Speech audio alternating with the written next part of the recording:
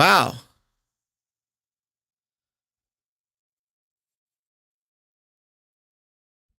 What a crew we have. 25 people here, huh? Just getting started, too. Well, welcome, everybody, to Theory Underground, to Why Left, to Why Us, to What's Right, and the big fourth podcast we haven't announced yet, but I'll go ahead and give you all a sneak peek. It's called Why Maybe. It's something I'm doing with Mikey Downs of the Dangerous Maybe. Why maybe? What's right? Why left? Why us? These are the questions that we're asking at Theory Underground. They're not the fundamental questions, not necessarily. They are fundamental questions, but they might not be the fundamental questions. And I raise this here and now, sort of to get this going, because there are fundamental questions at Theory Underground that come from a certain set of problems. There might be other people doing similar work on this, that, or the other problem, but it is the set of problems and their interrelations that constitutes the field, or at least the problematic giving rise to a field. And so welcome to Theory Underground. It's great to have you all here. I started a poll a half hour ago that said, do you think Benjamin is coming? And then, yes, he will make it for sure was 92% of you. And nope, he is not coming today was 8% of you. It's still possible that he is coming today, but I'm going to move forward as though that is not the case. And so, well then, what is it that I want to do? Well, there's a lot of stuff that I want to talk about. Should I talk about the actual thing that is on the agenda today, which is the radical flank effect and the Overton window? Or switch it around and talk about what is more immediately on my mind? Well, you're all going to get to find out in a second here. Let me just change a couple things around. Let's see. Gonna make it so that I have the TU background behind me here. And then I'm going to shout out some names in the chat. How's it going, everybody? We got Luke in here. Good to see you, Luke. Really excited about that poster you're working on. Great meeting yesterday. You don't like my music, says the spectrum of acceptable discourse in the mainstream media ranges all the way from Joe Scarborough to Tucker Carlson. I mean, yeah, that's the original topic, the one about mainstreaming, the one about the Overton window, the one about one of the fundamental assumptions of activism in the United States. Now, in the post that I sent out about this, I talked about the American left activist scene, but the fact is it's as ubiquitous a set of assumptions across the political spectrum as it is within the American left, right? So the assumptions about the Overton window, mainstreaming, the radical flank effect, that stuff's ubiquitous on the right as well, right? Richard Spencer and Nick Fuentes and Andrew Wilson, but also like liberal to leftish types. And since I was kind of just doing a streamer list, I'll go ahead and say also Destiny, also Vosh, right? They have this idea, and it comes from history. It comes from a time in history when things were different. There's this idea about how change is affected that has been transplanted or copied and pasted from one set of material, historical, economic, political conditions onto another. There's from before the post-class fractured mass, and then there is now here, us in the post-class fractured mass, with its duopoly, with its gerrymandered Befindlichkeit, with the medium as it currently exists, which is a sort of shorthand for just saying the internet, which has kind of subsumed all other media into itself. And that is obviously how we are communicating. It's great to have you all here in the room. What room? It's the CIA's lobby. Welcome. They built it and made this possible. And here we are. Nice guests in their little lobby. Or maybe it's an interrogation chamber. Who knows? Sometimes I feel like it's an interrogation chamber with some of y'all's comments. For sure, for sure. Anyway, Jack F said, I had bet it would be called Who Cares? And it would be about why we should ask why us. I think why us is the who cares in a sort of sense, but yeah, I totally get that. There were a few other plausible or sort of debatable names on the table when Mikey and I finally decided on why maybe. But why maybe kind of brings it back to philosophy as well as radical political possibilities, right? Maybe. Now, maybe for the dangerous, maybe the blog, that's one thing, right? Dangerous, maybe the blog. That is a throwback to Nietzsche. Nietzsche said that there are dangerous maybes. Dangerous maybes most people would rather never think of, at least not seriously. But there's also hopeful maybes, utopian maybes, maybes that can solve certain otherwise seemingly insurpassable deadlocks. For instance, the seemingly intractable disagreement between progress and conservation, between compassion and hospitality, and on the other side, being a realist and prioritizing security, or between past and future, between those things from our inheritance here in a historical world that we like or we look back on fondly versus those things that are possible and maybe even plausible or preferable on our horizon. There are maybes that we can be hopeful about that could bridge these otherwise seemingly irreconcilable and mutually exclusive sides. And that's what I care about. And that's why we're here. At least it's why I'm here. It's why some of you are here. The rest of you, I don't know why you're here. Let me know later. I don't really care right now. Right now, what I care about is getting my coffee and then sitting back and looking at my new comments here in the live stream and kind of just riffing as I've already been doing. But in particular, I wanted to talk about an idea that I'm working on. It's a way of combining my two courses at Boise State University. These are courses that I am teaching. One is Introduction to Sociology, and the other one is Sociological Communication. Ways of combining those with the socioanalysis research that I've already started with a cohort of people who have been following the work we're doing, especially at my seminar here at Theory Underground. So we'll come back to that. Luke said, I love the idea that there is a CIA agent binging TU content. Oso said, I like hopeful maybes.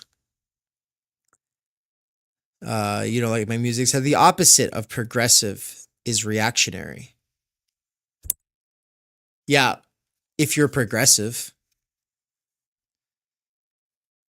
Reactionary is just a slur used by people whose metaphysics is progressivism, which is just a weird little reification of modernity, and especially of capitalism, with capitalist linear time, technological advancement, and number must go up.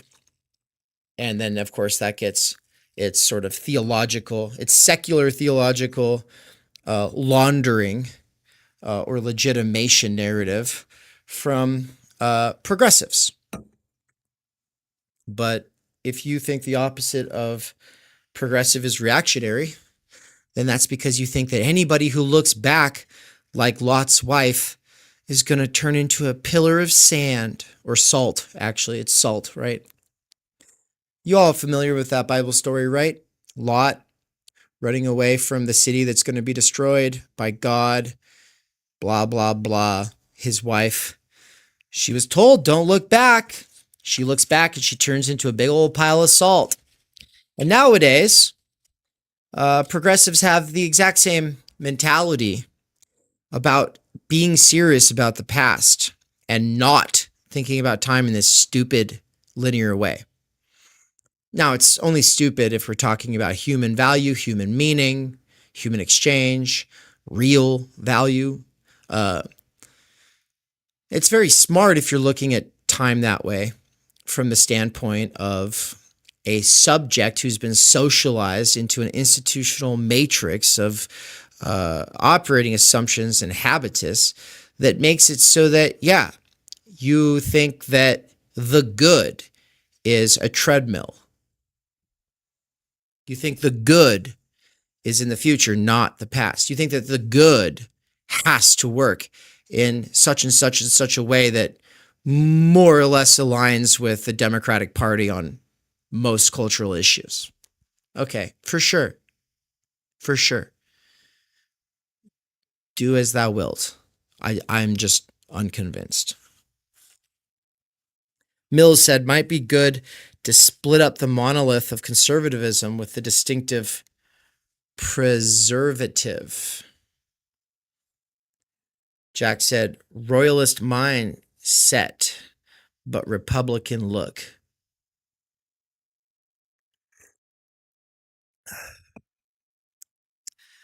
I'm not going to sit here and argue with you, but if you think you're so smart, you can go ahead and write me some brilliant piece. But while you're doing so, try not to sound like middle schoolers today, because that's what you sound like. You sound like a typical middle schooler. You just sound like a dumb-brained Democrat. Like you just sound like, oh yeah. Oh, what I'm doing is postmodernist gobbledygook. Okay, so I'm not here to argue with you, buddy. So bye. You're right. I don't like your music. So no, I'm unconvinced. I'm unconvinced that reality is more or less known by people who are operatives for partisan agendas today. I'm unconvinced of that. I'm also unconvinced that the past and future are political. They've been politicized and they've been gerrymandered. They have been made mutually exclusive. But I believe that there are serious, hopeful possibilities if we could just go beyond these deadlocks that guarantee we will go nowhere except for, I hate these metaphors, these progressive, linear metaphors, like 2 steps forward, 1 step back. Yeah, or you could just say going in circles to nowhere at the end of history forever. Right?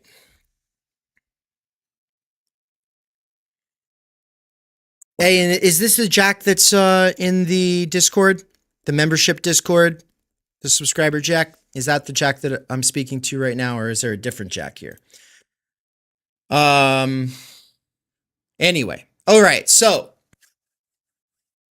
I know that's a very spicy sort of lead off. Actually, I didn't realize it would be so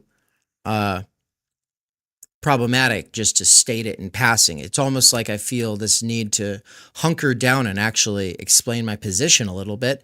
Because if I'm speaking to people who are like relatively new, maybe some of this sounds way out there, or indeed like postmodern gobbledygook. Perhaps it's true. So I'm sitting here thinking, do I really want to get into gerrymandering Befindlichkeit right now? Or do I want to step back and talk about the kind of methodological approach I'm taking to thinking about the next year of research and of base building and of braiding that we're doing here?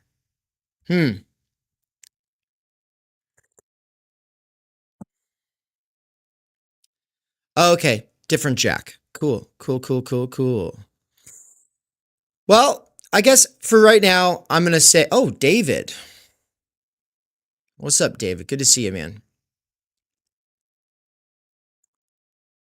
I'm glad David showed up because I didn't see anyone besides Luke who's really been around lately, especially not over the last 6 months of the McKerracher seminar or of the critical media theory or critical doxology and time energy seminars that grew into what is now the McKerracher seminar, which is itself being woven with the McKerracher and Studebaker seminars. Sorry, did I say McKerracher again? Downs or Studebaker seminars. The Downs and Studebaker seminars are being woven with the McKerracher seminar. And the whole time there's 3 courses going on here at Theory Underground, which is the introduction to the core concepts and fundamental problems at Theory Underground. That's a monthly lecture. The other monthly lecture is Benjamin Studebaker on the 12 thinkers of political theory. You could treat this as a sort of intro crash course to political theory. People are reading The Republic. I am reading The Republic again in preparation for his first lecture in that 12-part series, which is going to be on the 4th Saturday of every month.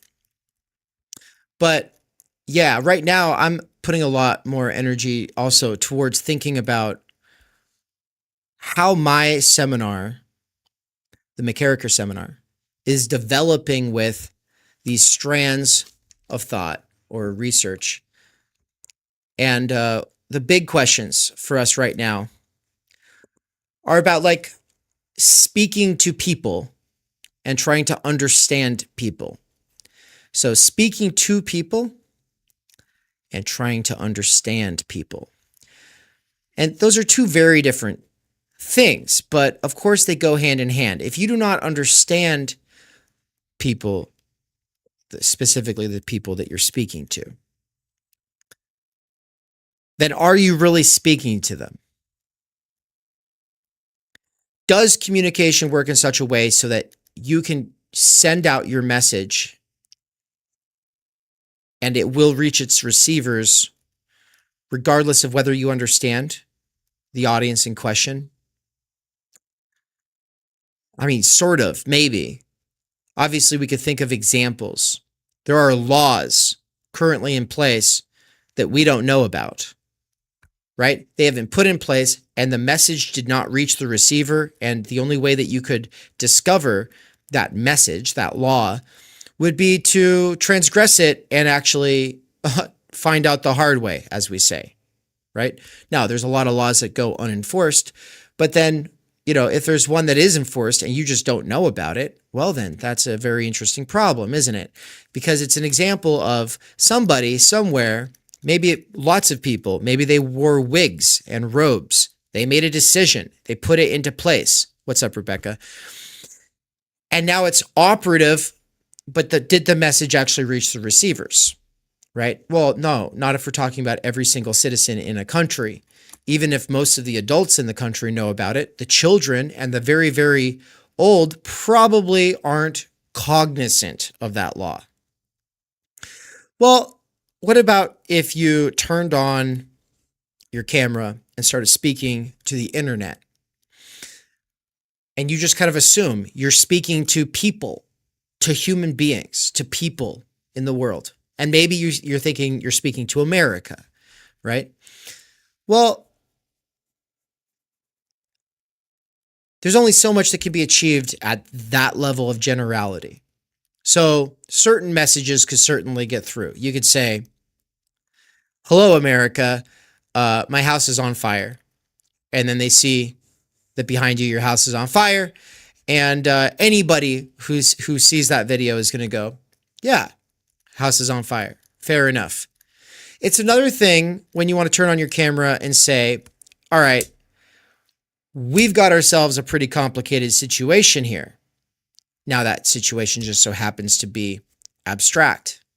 It's not something that's immediate, like a burning house that everyone can kind of relate to. Everyone, even if you're without a home, you know what it would be for your house to burn down. It doesn't even require many words, right? Like a person could be a non-native speaker and they don't even really know what you're saying, but they see the fire, they see the house, they see you're being like, my house is on fire. And they're like, oh shit. It's another thing when you want to be an activist and go out and change the world. So you turn on your camera and you say, I'm against racism. I'm against racists. I'm against sexism and homophobia. And you just start saying all the things that you're against. Okay. Like most other people are going to go, yeah, duh. And we all are. And then, of course, you have to sit there and specify what you mean. And as you specify what you mean, you lose more and more people because more and more people are like, that sounds like an oddly convenient, self-congratulatory definition of all those things that you're against that basically sets you up to be a very virtuous person, and most other people in this country who are actually against those things to now all of a sudden be the bad guys. What's going on here? And so that is a perfect lead in to bringing Benjamin Studebaker on. Ha, ha, ha. Yes, he's officially joining us. So the people who are betting that he would join, you're not wrong. He is, in fact, arriving as we speak. Hey, Dave, sorry about that. I miscalculated the time. No worries. No worries. They can hear you. We're live, but they can't see you yet. Let me push a couple of buttons so that everybody can see you here.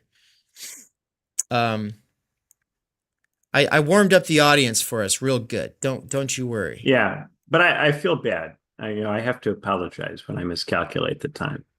I try not to do that, but then I go to Germany and I get putzed up. No, I have a pretty good system for not getting putzed up, but because of the power outage, I got it transferred on the TU sheet, but not on my time change sheet. And that was my mistake. It's okay. I only argued with the chat a little bit. I only banned one person, and I think I was not mean when I did it. So I think we're not too much has happened. The house didn't burn down while you were away, Benjamin. We're in good standing here. But everybody say hello to Benjamin. Make sure to get in there and click the like button. I'll say a couple things about what was already said and what you're coming in on here in a second, but I'm going to go ahead and say, did you already smash the like button? And then yes, and then this one will be no, but I delicately pressed it.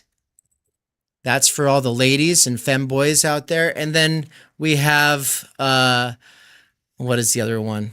It should be, no, I hope you die. There we go. I'd like to drive a stake through your heart. That would be. No, I'll just do that. There we go. I would like to drive a stake through your heart. Yeah, the play on like. I always enjoy the play on like. Okay, I'll uppercase the word like there so that it's very clear to people which kind of like they're doing. That is clever. Yeah. Mm-hmm. All right, starting that poll. And people, I know some of you, you're very cool kids. You're way above clicking the like button, and that's okay with us. We're just honored that you spend your time on us at all. So that's why there's an option there for you. You're represented. That's true. Yes. And also, symbolically. it's worth saying that even if you're above it, if you do love us, it does help us, because the difference in the likes that we get if I ask the poll versus if I don't, it's a pretty big difference.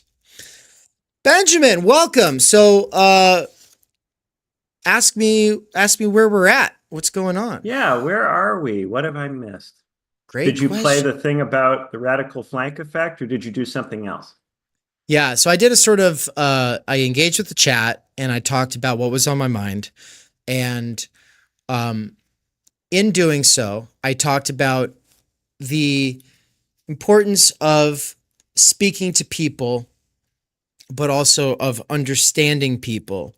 And I raised, the question of, can we actually speak to people who we do not understand? And then I was using a sort of an immediate example of, like, you have a person who turns on their camera and speaks to the internet about how their house is on fire, and the house is literally on fire behind them as they speak. And the nice thing about this example is that it's like objective, like it's like a non-English speaker would probably know what you're talking about. And so the message gets through even without the common language, just because they're like, oh yeah, that's a house and that person is standing in front of it and they're visibly upset. Versus trying to convey, there's problems in the world.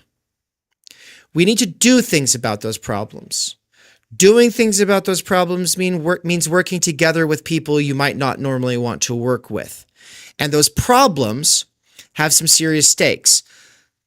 Now, if you want to talk about those problems to a mixed audience, that's a very complicated situation. And so that's, of course, a sort of opening to talk about socioanalysis and the Agora, which is not the main thing that I want to do right now. It was kind of the direction I was taking this. But we could kind of weave that thread through the radical flank effect and mainstreaming and the Overton window, right?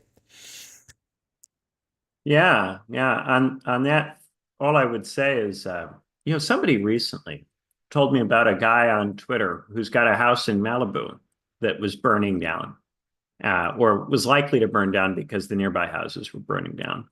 And this guy was panicking. And so he wrote a tweet about how he would hire private firefighters, if there are any anywhere, to protect his house, willing to pay any amount, all of this stuff. But because he's a rich guy in a rich neighborhood, people went, oh, the shamelessness of this rich guy to think that he deserves private firefighters to save his house. How dare he post something like this? And this was a case in which, quite literally, behind the guy, all the houses are on fire. And so, of course, in such a situation, wouldn't a person say all kinds of unreasonable and crazy things? And they know that these houses are genuinely on fire, and they still couldn't understand him. Yeah, in that situation as well, it's like, it's hard not to be sympathetic to that person, because obviously the public infrastructure is not doing its job. So on speaking to people and learning to understand people, part of the issue is that if we take the post-class fractured mass thesis seriously, what that means is this typical activist mode of turn on the camera and speak from your heart and say you denounce sexism, racism, homophobia, heteropatriarchy, whatever. The whole, they say all the words for all the pieces of the bad, and then once everyone is good and clear on how they're against it, people know that, well, there's either a nonprofit that they can send some money to, a candidate that they can vote for, an activist or advocate that they can subscribe to, and that person will become their little influencer representative person. And none of that brings in even the problems of audience capture that happens after you've started the process. But the deeper problem is the audience capture that happens before you start that process. And so before anyone has ever written an essay or turned on a camera to speak to the internet, they already have a framework of presuppositions. And these are not like, oh, you could replace this presupposition with this one and now the solution has changed. Because when we say a framework of presuppositions, they're relational, meaning that they hold each other together. And so, the easy example of how you can make changes at the level of content, but the form remains the same, is that you could have a person who's devout in their religious fervor for a specific sect, and then they have a series of experiences, a change of heart, something. Now this person is different, right? Oh, are they different though? And of course, one of the things that you see in activism is a lot of the times there's people who are X this or X that, but of course they've brought in a bunch of their baggage. And then I'm not an X leftist. I'm not a post leftist. I don't have an identitarian position on politics, except for I hold a philosophical position, right? So methodologically, for the time being, I'm in this phase of what I call moratorium. And the moratorium is so what was I thinking that was true when I went into all of that activism? What was it that I was thinking was true when I started reading Marx? What was it that I was thinking was true before I started putting my messages out in writing or in video?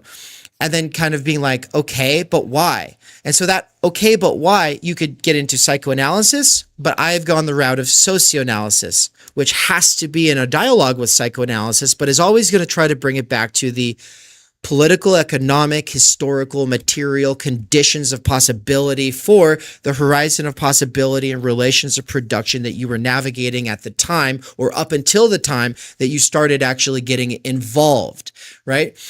So that kind of is a good recap up until now. And then we can basically just dive into this video, because this video is about one of the presuppositional frameworks active in activist spaces, not just on the left, but across the spectrum.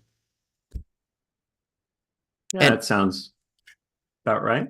And while I pull it up, is there anything else you want to say about any of that or anything else? Because we'll need a second while I pull it up. No, that's very interesting. I'm glad that you used the time well to get into some of that.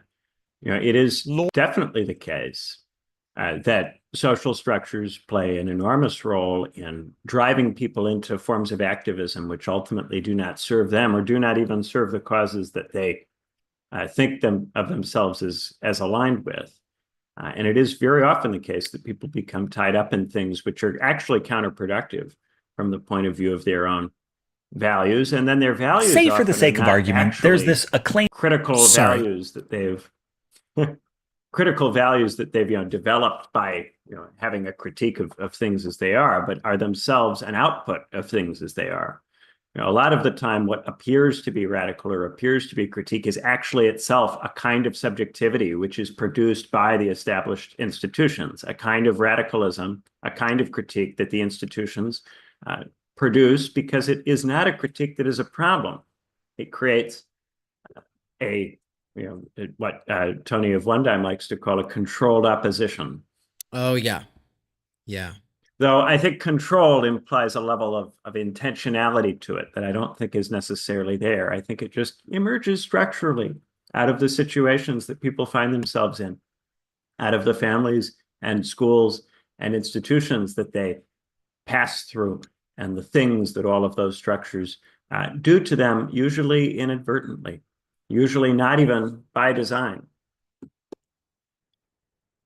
Yeah, I like that. And I like how Tony thinks about it too. He's got a great video essay about that. Everybody make sure to go check it out. Wundheim, the channel. And we've both been on his podcast a couple of times. But I do like controlled opposition with a temporal qualifier that is not usually something you can unpack in normal exchanges.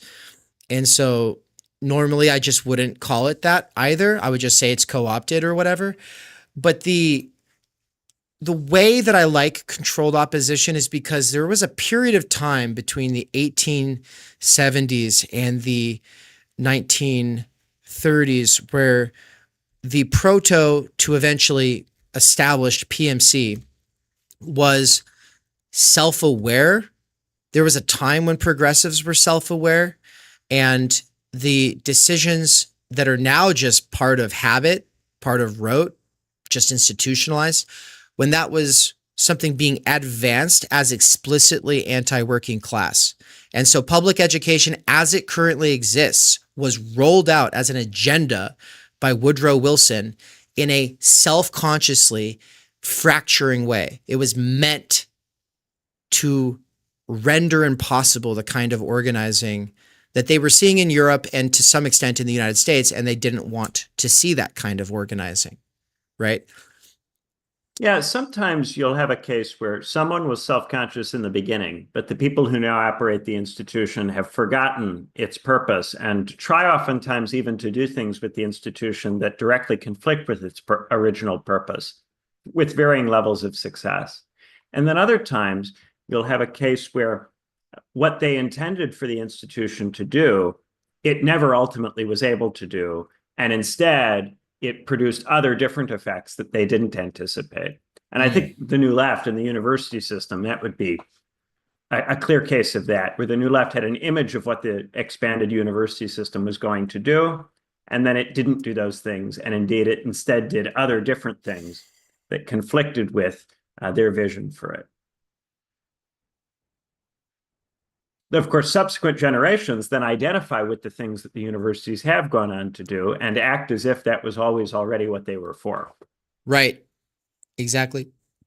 And so this, gets us to the lecture I'll be giving on Sunday, which is the idea of the university versus its reality, which requires me basically bringing in some of the biggest takeaways from the idea of university course and the professional managerial class consciousness and ideology course that were both the first two courses at Theory Underground back in 2023.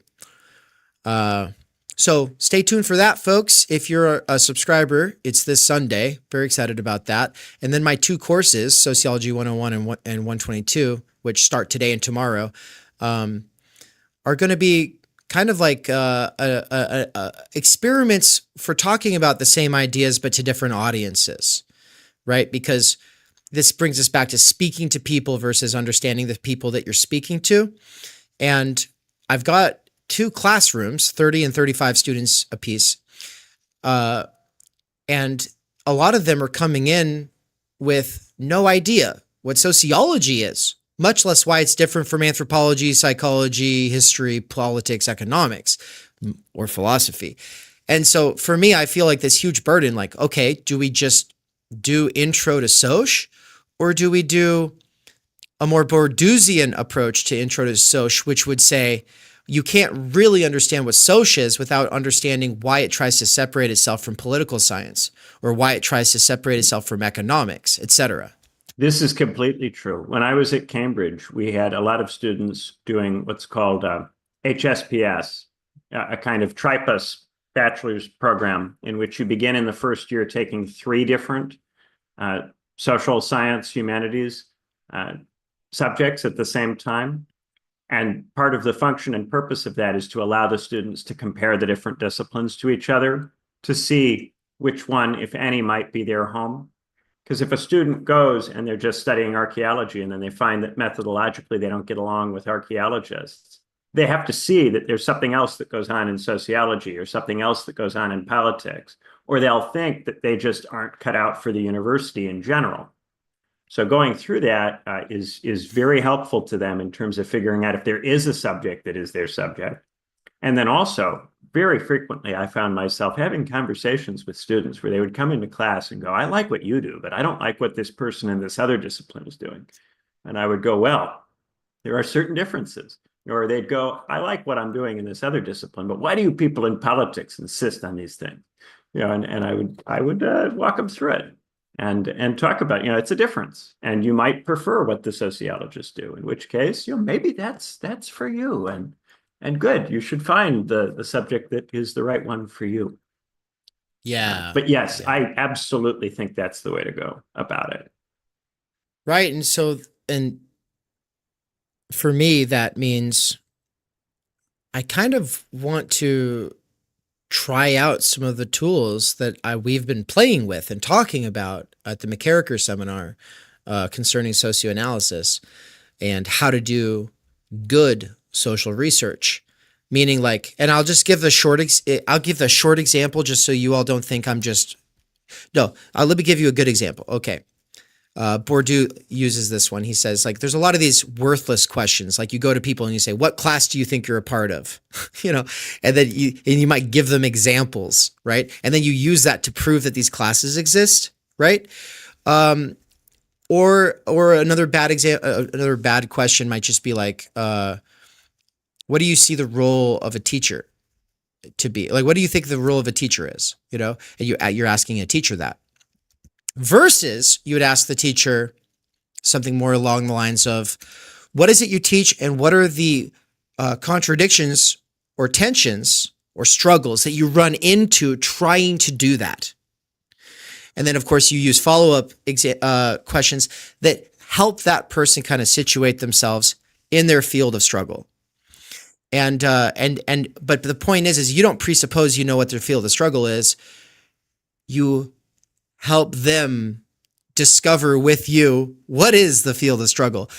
In sociology in the United States, people assume white supremacy is the field of struggle, and then they go up and stick the microphone in someone's face and ask them a question that's supposed to confirm that is the problem, right? Like that is, and I use that example, whereas colonialism might be another example, but usually these two things get bundled up together by sociology today because sociology has become political science for people who don't want to do political science and just want to be activists, right? Like it's in a lot of cases, it is just like activist school. So I would more charitably describe it as focused on negating. Generally, people who choose to do politics have some interest in building or constructing, but people who pick sociology prefer the side of negating if they have to pick between the two.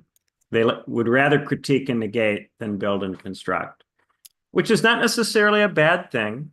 The best sociologists have not just been negators, and the best politics people have not just been constructors.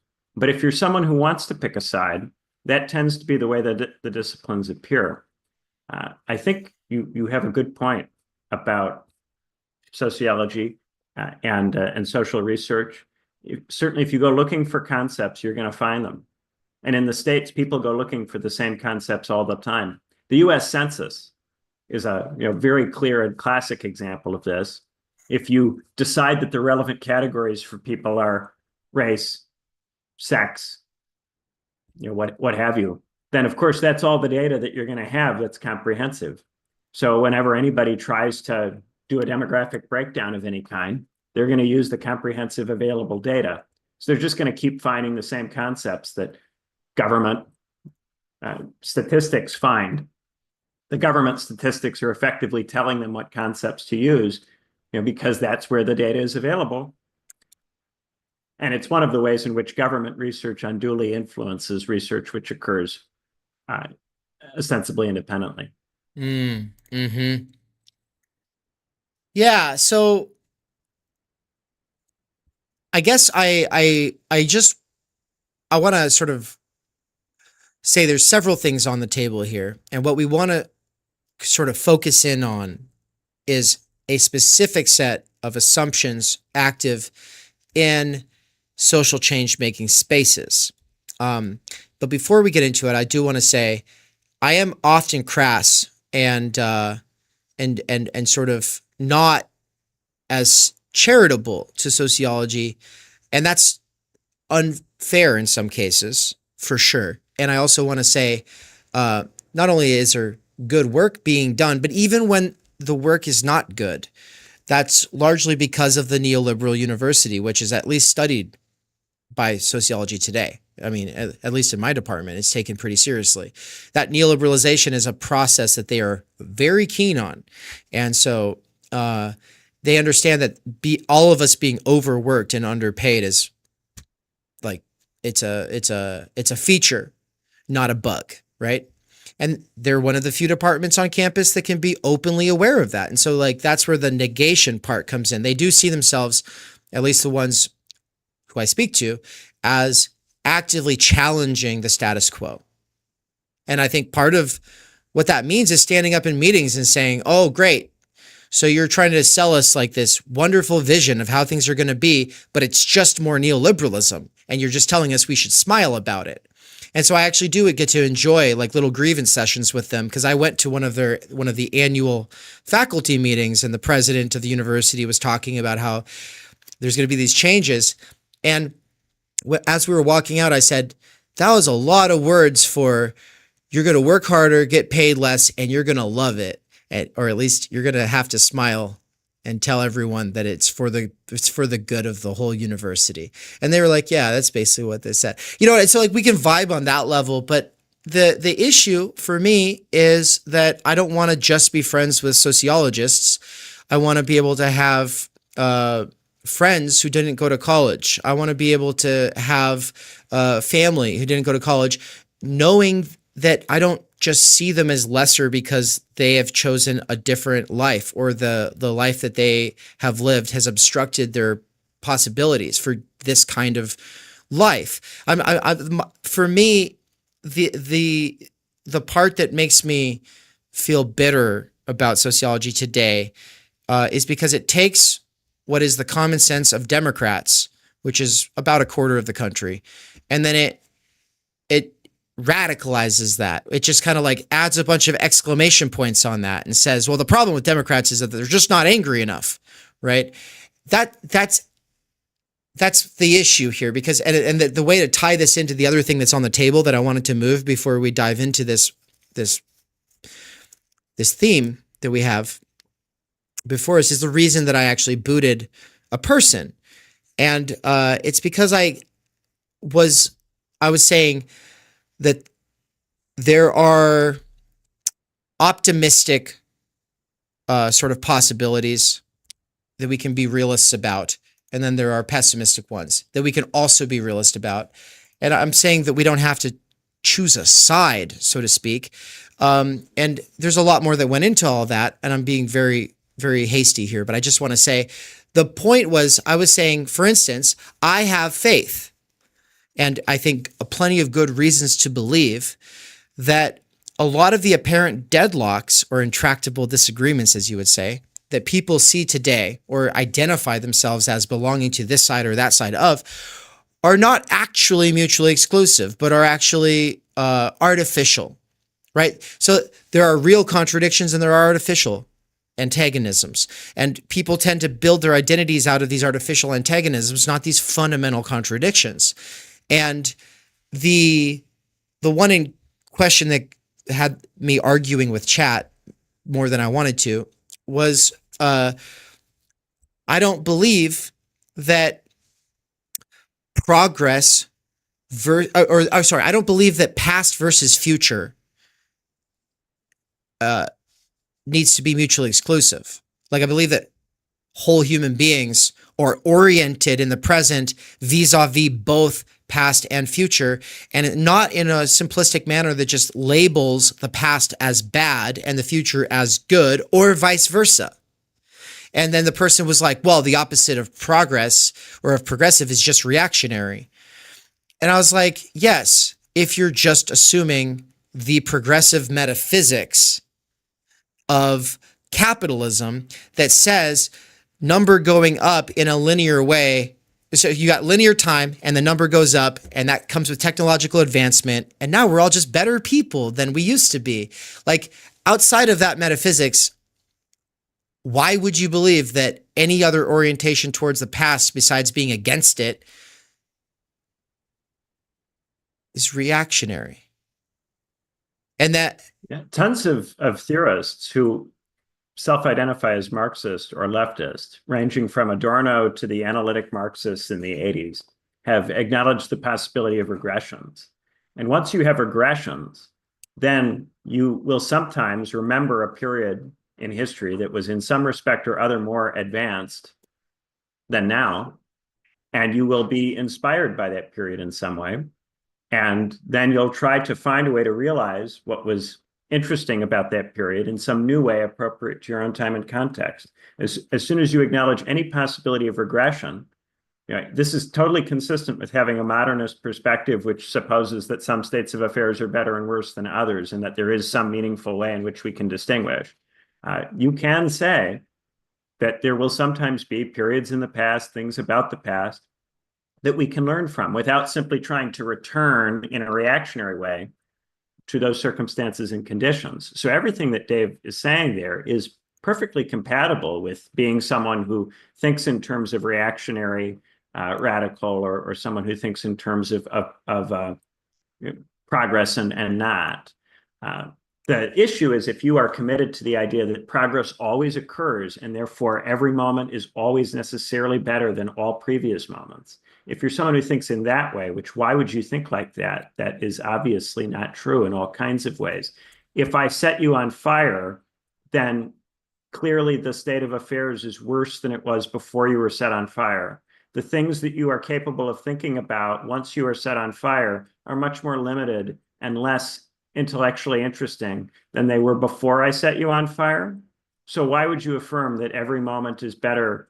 And you can set the world on fire. You can do things to large numbers of people that make them incapable of thinking and acting in the ways that they could before. This is very obvious. Anyone who has thought about the 20th century can see that there are instances in which this occurred at scale among large numbers of people.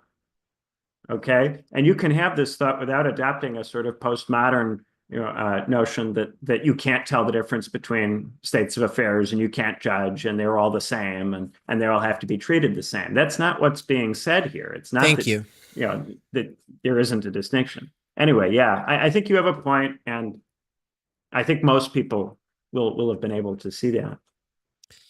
Yeah, and that was actually, this just sounds like more postmodern gobbledygook. That was the thing, and I think I just wasn't wishing to tarry on the topic because the goal of the statement was already something other than what it was becoming, and so I was kind of just like, all right, I don't have the time for this. But thank you for actually bringing it back to that, because I didn't say that part. I think you just deduced that part, which is just like, yeah, the way I talk can just sound from the uninitiated standpoint or the uncharitable standpoint as just being this sort of relativist, like, oh yeah, nothing's ever better, nothing's ever worse. How could we ever tell? It's all just language games. And I'm super opposed to that kind of approach.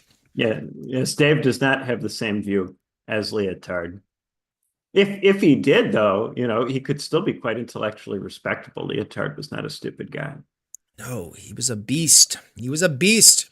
But he called Marx a little girl, and so we have to talk about that someday. But with that, let's share this screen here so you are able to see what everyone else is going to be able to see here. And let's get it together. All right, folks, can you... If I were a little bit more vulgar, I would have said Leotard was not a tard. But I missed the opportunity to do that joke because I have spent too many years in universities, and so I don't think to do that joke anymore. It came too late, yeah. We were talking about getting Leotarded a while ago, so yeah, I think, we always say don't be edgier than we are. Just know Leotarded is okay, everybody. You're not too edgy. That's not going to out edge us. So what we have up here is a thumbnail. We're about ready to get it going. I wanted to ask you first, Benjamin, how familiar you are with this series called The Alt-Right Playbook by Innuendo Studios. I have not watched any of this. This is in the category of stuff I don't watch. Dave's going to make me watch this, and then probably I will have feelings. Let's see what happens. Wonderful. So I'll just go ahead and say something preemptive. This is not preemptive, but introductory.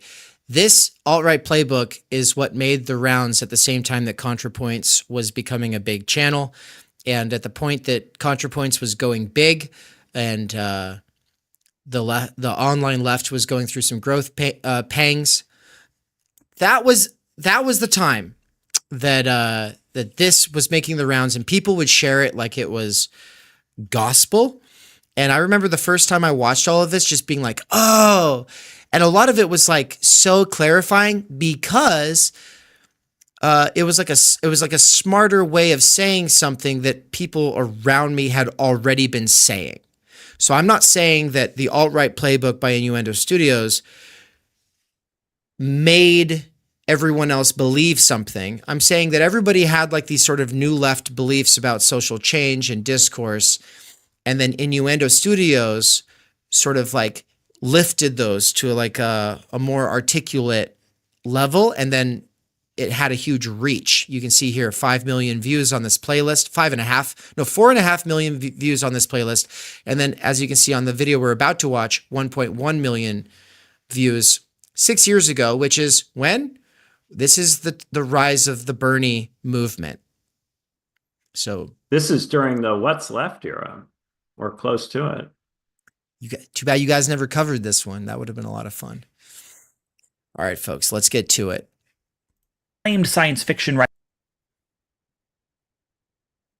Say for the sake of argument, there's this acclaimed science fiction writer and essayist who is writing his memoir in the late 80s. I'm just going to drop the pretense right now and say his name is Samuel R. Delany. He's been name dropped on this channel before and probably will be again because he's my favorite writer. So Delany's writing about his experience as a young gay man in the late 50s, early 60s, which is to say, nearly a decade before Stonewall, and he opts to share a couple of anecdotes which I will relate to you now. One is about the time when he decided to come out to his therapy group. While being gay in mid-century New York brought Delany a lot of joy, he found himself describing his life to the group as though being gay were something he was trying to fix. By reflex, he presented himself as lonely and ashamed, though in reality he was neither, and while he did eventually describe himself more accurately, he can't help but muse in the book on the limits of language at the time. Back then, the word gay was explicitly associated with high camp and effeminacy, where Delany's more of a bear, a term that was not yet in common usage. The default term was homosexual, which was then a medical classification for what was deemed a mental disorder. Queer and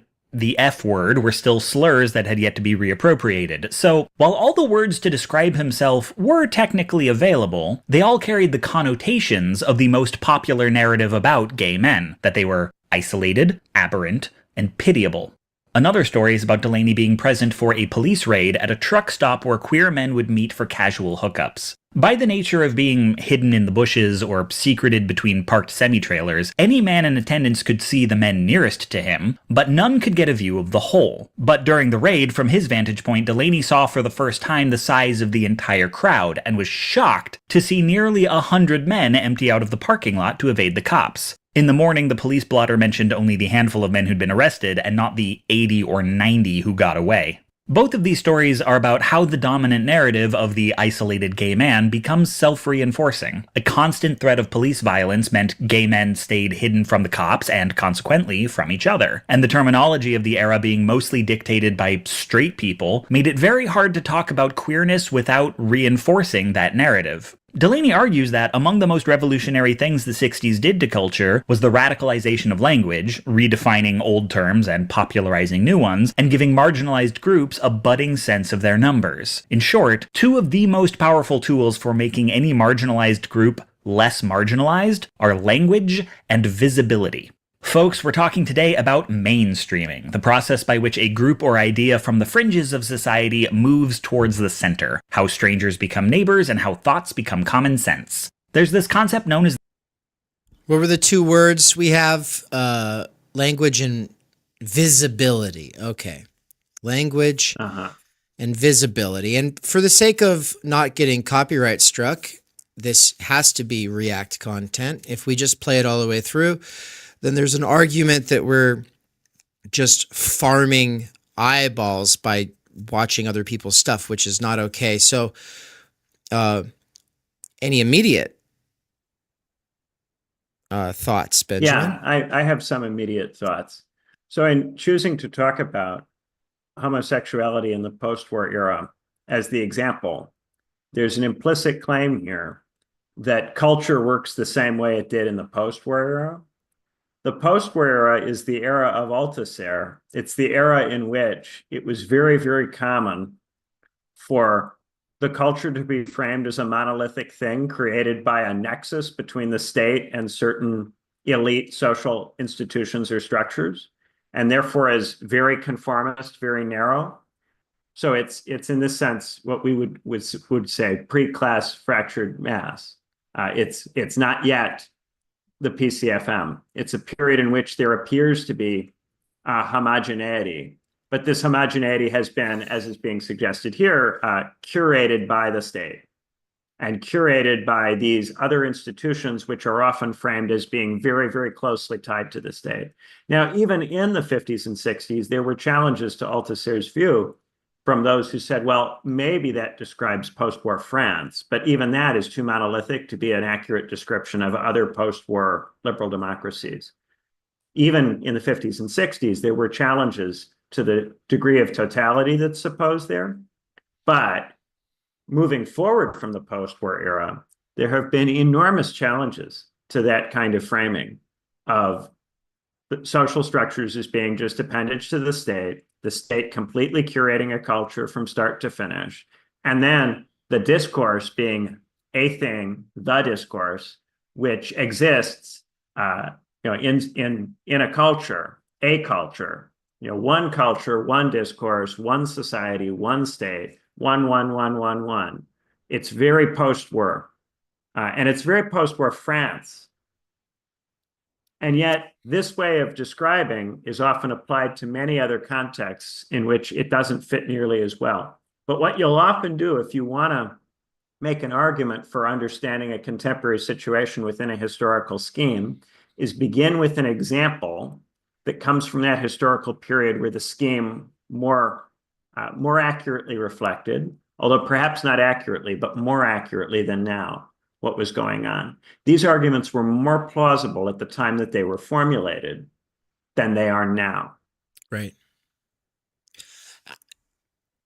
You are picking up exactly what I was, yeah, okay, folks, we didn't talk about this behind the scenes or something like this. It's just, but this is exactly my line of thought as well. Let's keep going.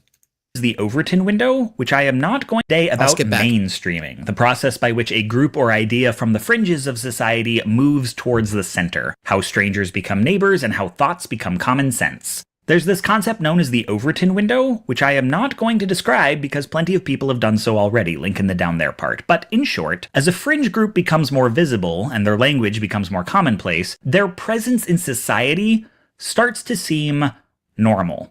They become demystified. Some people who thought they were strange and threatening. Also, just like I have to point out, like in society, the singular. And of course, it's not just like some gay dude. It's like the black queer gay person. It's like the symbols being used here for people with eyes not on screen are of a bunch of people, and they're all exactly the same. And then a person who's like very visibly different, black queer person, of course, with the rainbow that includes black. And then that person is moving into their midst. Yeah. So their visibility here is going to be what normalizes. And we skipped. And also notice how the differences that would have been relevant in the 50s and 60s, if you had talked to mainstream theorists from back then, they would have described this as having a class character, as the people that are faceless and all look the same, as coming from different classes and working in different sectors, and therefore being quite different from each other in all sorts of ways that are potentially combustible. All of that is dropped out here. All of those people are treated as homogenous, except for the person with alternative identity markers. Yeah, and so underneath mainstream here on my notes that I'm making, I'm going to put inside of the parentheses, middle class, the classless middle class. This is what Barbara Ehrenreich talks about. The middle class is the class that doesn't want to see itself as a class, but is just normal. It just is normal. This is just life, guys. And of course, when media is produced by people who belong to or want to belong to the middle class, maybe they're afraid of falling or they're trying to actually get up into some kind of a position, being like, this is just life. This is just normality. Yeah. But also, Cold War liberal academics talked about the middle class as a class and saw the growth of the middle class as something that was necessary for liberalism and democratization. And they theorized explicitly about institutions in relation to class. Even liberals, mainstream establishment, liberal theorists in the 50s thought very much about class and very explicitly about it as something that was very directly involved in determining what kind of political system you could have. This is very, very Marx adjacent, a lot of that thinking that is just being treated here as, not relevant. Normal. They become demystified. Some people who thought they were strange and threatening will start to warm up to them, though this doesn't happen across the board. Many who hated them when they were fringe will see their becoming mainstream as a kind of existential occupation of territory, as in, It's the bad guy. Look at everybody. They've introduced the bad guy. It's the Chan board person. They got the little 4chan on there. This is very, like, this video would not have been possible had it not been for Gamergate. This video and this entire channel and this person's entire approach was, and the fact that there was an audience for it, it's all conditioned by Gamergate. So at this point, there are two internets. There is the one that is this edgy, transgressive one, and then there's this other one that cares about inclusivity, right? Like, that's the idea that he's working under here. Web 1.0 and Web 2.0. if this is normal now, what does that make me? But much of what is considered standard in society today has gone through this process. Now, straight folks like myself often think that greater queer visibility and the proliferation of queer language is for our benefit. If our queer friends feel safe coming out to us and we know which words we should and shouldn't use, it makes it easier for straights and queer folks to be pals. And it is true that no one gets mainstreamed without advocates in the existing mainstream, but let's not beat around the bush. Language and visibility are tools of consolidating power. Visibility means having a sense of your numbers. Common language means forming alliances. You get a bunch of formally isolated gay men connecting with each other and accurately describing their experiences. You've got yourself a movement, with or without straight friends. This is why it's to the benefit of straight society to tell queer men that they are isolated, because isolated queer men are in no position to make demands. And just so it doesn't get left out of yet another conversation, Delaney is writing about gay men because the book is a memoir and that's his experience, but neither he nor I are ignoring that the gay rights movement was kicked off by trans women. Okay. While the example... So many 2016 ideas here. But yeah, Benjamin, anything you would want to say before we move on? Well, in the 70s, there was this movement to deregulate all sorts of stuff, and there was an emergence of a much more polyvalent kind of media, beginning with, arguably the magazines in the 60s and 70s, and then the cable news networks, and then the internet.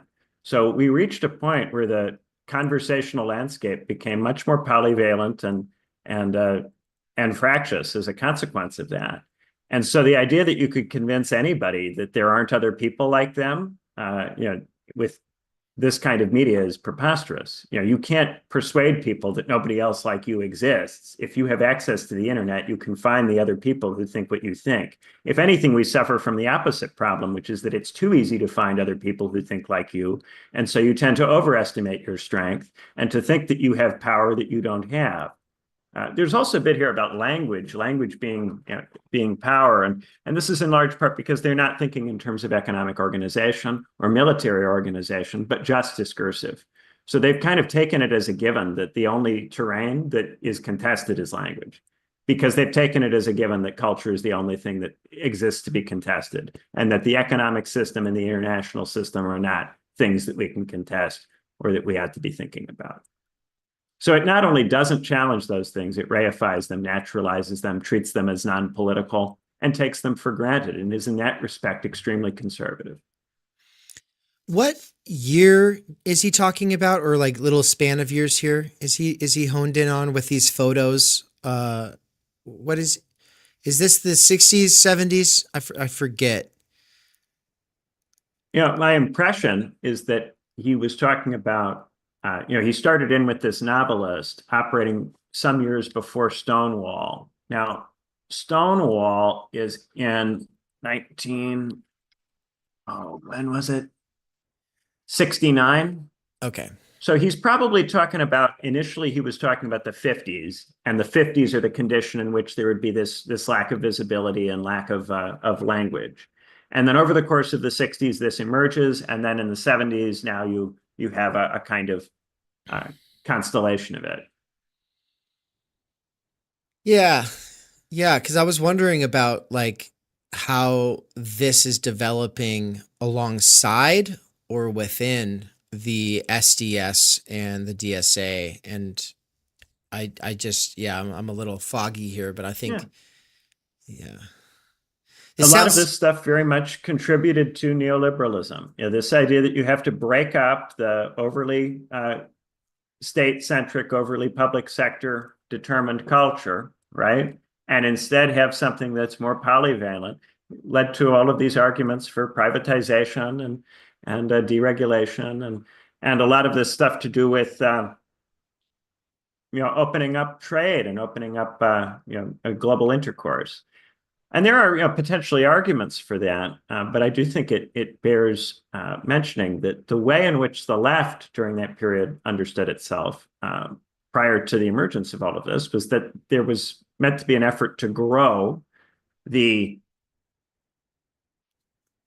interwar and post-war programs over time until those programs could produce new social conditions that would give rise to new kinds of subjectivity.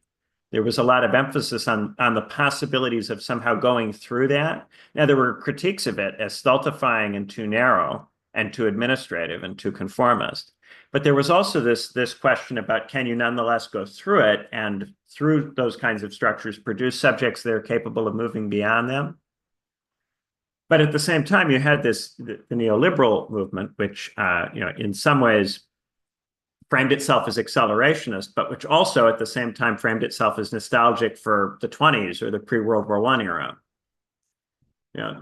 And that movement understood this conformity as something which you just simply had to take apart. Right. Well, and I think there was a lot of, the 1950s was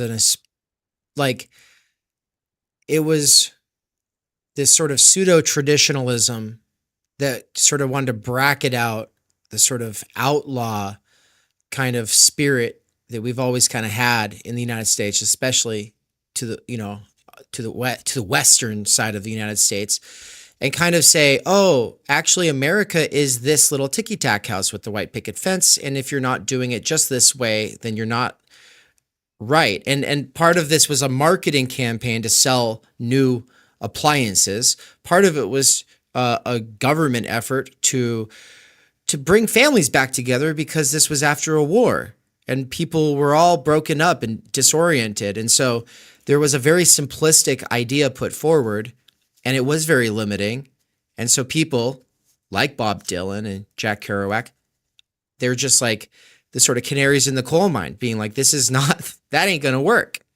And they're getting back to the sort of the true American spirit, which is a more adventurous and rebellious sort of kind of freedom, Yeah, there were good critiques of it. And yet at the same time, the things that were ultimately done with those critiques produced the kinds of problems that we now have. So, and this is the thing that has to be tarried with. The post-war era contained all of these promises and potentialities in it in terms of very rapid economic growth and the ideas that gives you about radical possibilities in the future. At the same time, it did this in a way which came alongside the growth of the nation state, the growth of bureaucracy and administrative function, which had a conformist and stultifying effect on plurality. And these things happened at the same time. And so some of the most fabulous possibilities were produced, but also some of the most deeply rooted problems. The thing is, in tossing out the post-war era and reacting against it in a one-sided way, the possibilities that it kicked up, which came alongside these problems, are also negated and thrown out. So the things that people in the 30s, 40s, and 50s and 60s thought about doing economically, internationally, these things have become very, very hard for people to talk about it all. And there were some really fabulous visions in terms of universal rights to housing, universal rights to healthcare, universal rights to higher education, real higher education, as it was understood then, the real idea of the university. There was all kinds of stuff to do with reducing the number of work hours for people. There were crazy ideas about supranational federalism. There were all sorts of wild schemes that were thrown out and treated more seriously then than they're treated now, because we operate in this kind of scarcity mindset. But people go, well, because they had this conformist culture, absolutely everything associated with it has to be put in the garbage bin, straight away in the garbage bin. There's no parsing. The classical expression is throwing the baby out with the bathwater, but it's rather more extreme than that. We're not just talking about a baby and some bathwater. We're talking about an entire period, an entire moment in human thinking, which had, of course, like every moment, its limits, but also a lot of interesting potentials. And there is this very strong desire, especially since the Bernie movement was not successful in building upon that. There's a very strong desire now to just totally negate everything that came from the middle of the 20th century and to just treat all of that as old think and past it. And it's a rush to judge. There's a rush to judge, and it is coming out of frustration that people have about now. The example I'm using is a positive one that any progressive worth their salt should be in favor of. Mainstreaming is a morally neutral phenomenon. Culture is plastic. Any fringe group or idea can become normalized, regardless of its inherent worth. And for a certain subset of extremely online... Yeah, that's a fascinating statement, is it not?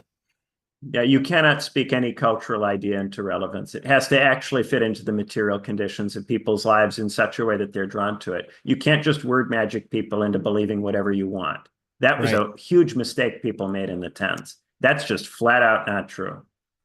Right. Well, and the American left is currently suffering the consequences of believing that you can just gaslight Americans and say, you have to care about this and you have to believe that. And if you don't, then you're out and you're not part of our cool little club.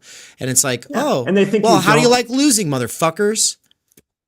Yeah, they think they don't need to understand people at all because they think if they just use words in ways that have been handed down to them by previous generations of professionals, that they'll be able to produce whatever subjectivity they want. They think that they are the Althusserians. They think they are able to constitute subjects however it is that they want. They think that they're the ideological apparatus and that they've simply captured that apparatus and are using it to constitute subjects in entirely different ways. And that is not at all what they're doing. So they completely misrecognize themselves. They're building academic careers, and then they're rationalizing those careers, or their activist careers, or their NGO careers, or whichever. They're rationalizing those careers by claiming that they're accomplishing some kind of radical good by using this new language. But the function of the language is, in many cases, to create divisions that make it harder for people to actually be emancipated. And that is my number one concern with everything here. Is it always kind of comes back to, are you actually not normie pilled in the sense of like you want everyone to be like the normies of your current society, not like normie pilled in the sense of like you are a normie or you want to be a normie, but like the point is if you are fringe and you want things to change, well, do the changes that you advocate for work with the kinds of politics that could produce large-scale structural change that works for a plurality of people who otherwise have intractable differences, right? Yeah, people can think, and they can certainly think about their situations. And if you're propagating concepts and theories that don't interface with their situations in ways that actually help them, then they're not ultimately going to be drawn to what you're doing. And there's no combination of words that overcomes this. There are concrete reasons that the gay rights movement was able to make progress. The things that the gay rights movement was advocating for were reasonable, and people could see that these things were reasonable. There was no need to have the kind of reaction to the gay rights movement that many people used to have. And that is why ultimately it dropped out.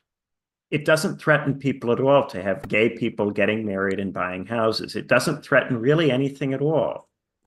Now, some of the stuff that people then think they can do, if you imagine that this is just something that you produce discursively with language, you know, is completely detached from the reality of where people are at and how people are living. Right. But they can't see this because they just think it's a word game. They don't see it as an actual structure. Yeah, And credit to Althusser, he never got idealist like that in that kind of way.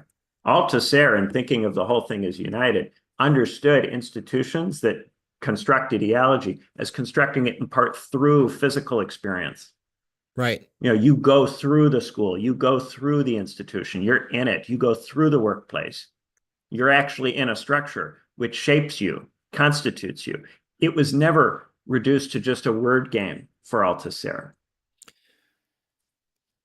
Word games or anything can be mainstreamed as long as a handful. Like, let's just examples. I think that Nance has a bunch of examples in that piece that you recently supervised. He went through example after example after example. We're talking about multiple personality disorder. We're talking about people having all kinds of spiritual others that they're in dialogue with. We're talking about people being furries, and he didn't even, I don't think he brought in bronies, but that's a thing. 35-year-old men with a bunch of little My Little Pony pillows, and they're all on Discords together in the thousands, and they get together in conferences. And then on a certain end of that spectrum, there's bronies that are into brony porn, like My Little Pony porn. Like, I'm sorry, you're not gonna mainstream that, guys. You're not gonna over my dead body. Hold on, I'm joking. But the point is that when we're talking about mainstreaming something becoming normalized, and him saying, "Oh well, anything can be." Oh really? Like he thinks that tiki torch marching white supremacists or edgelords in Charleston saying the Jews will not replace us is a real threat because those people got together, they said that thing, and now it's going to take off like a wildfire. Now everyone in America is going to get swept up into this thing, and it's like, guys, you're giving way too much credit to these people who kind of knew that you would do that. Like they kind of knew that you would give them that attention, that signal boost. And my biggest concern is that, first of all, not everything can be mainstreamed, and not everything needs to be. But at the theoretical level, it's what I think you kind of touched on. I think we might agree with our semiotics here. It's basically that words have meaning, and they can't just have any meaning we want to give them because they still have to be useful for the people using the words.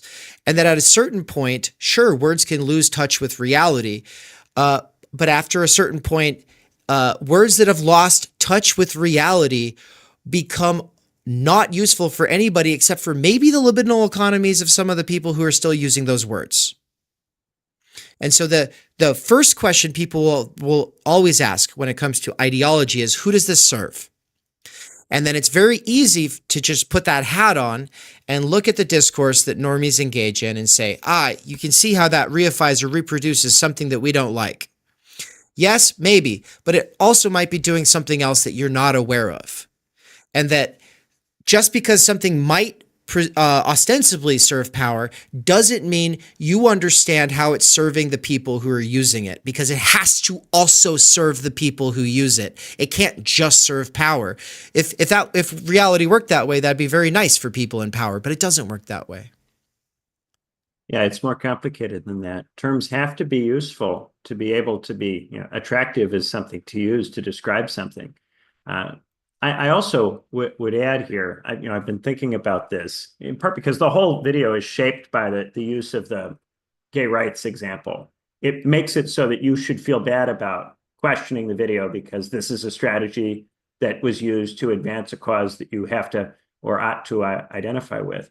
And I just want to make the point that what was ultimately, really successful about the gay rights movement was this notion that love is love.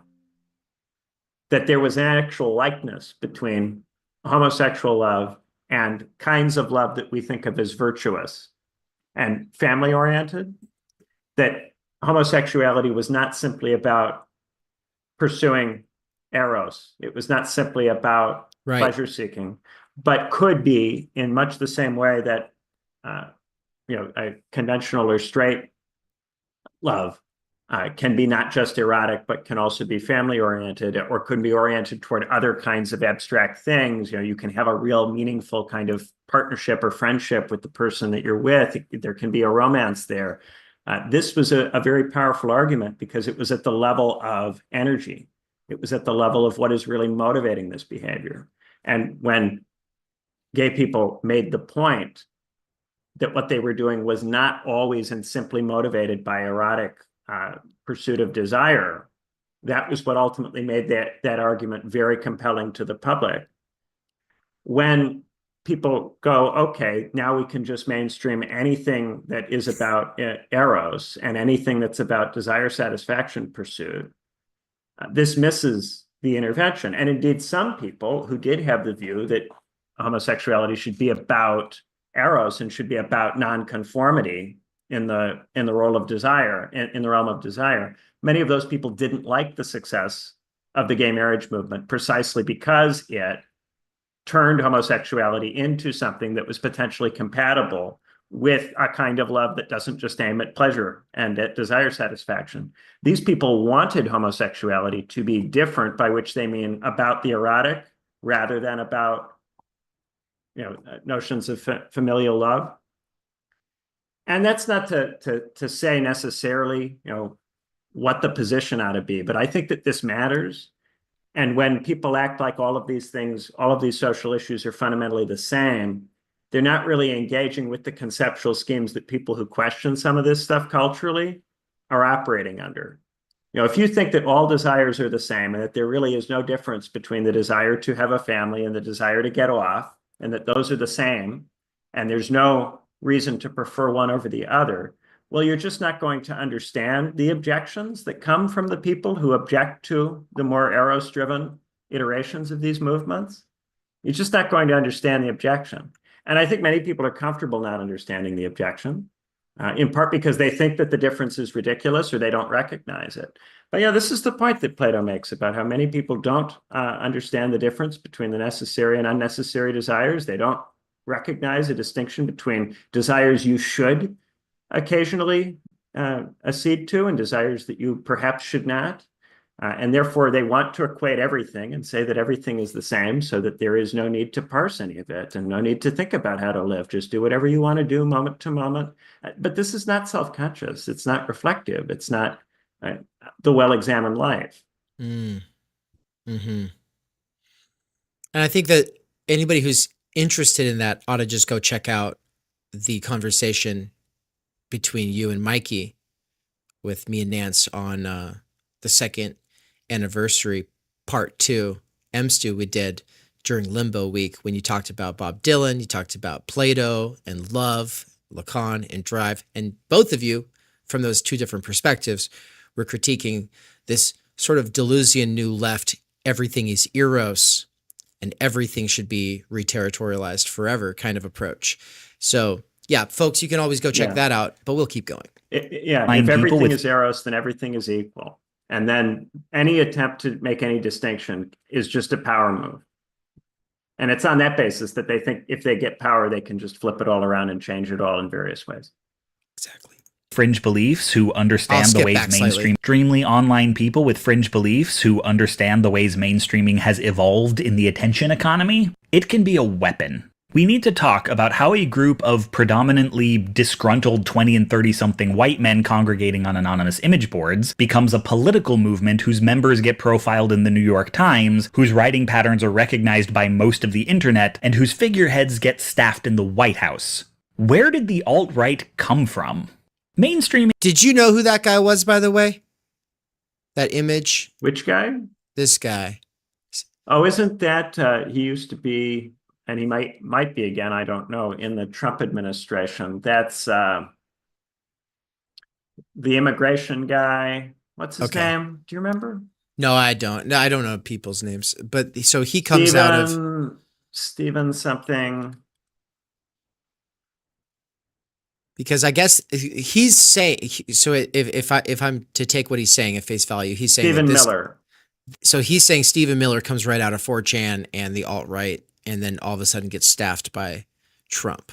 And then, of course, if he was making this video today, he would add Nick Fuentes at Mar-a-Lago, and then he would also add J.D. Vance, who's, made the rounds on the various alt-right podcasts or what have you. That would be what he would say. I don't even know how true it is, but that is what he's getting at. And so if this is true, if this guy was a nobody when he was on Reddit or 4chan or whatever, and now he's being staffed, well, maybe there's something to what he's saying, or maybe we have a different explanation we'll get to. Staffed in the White House. Where did the alt-right come from?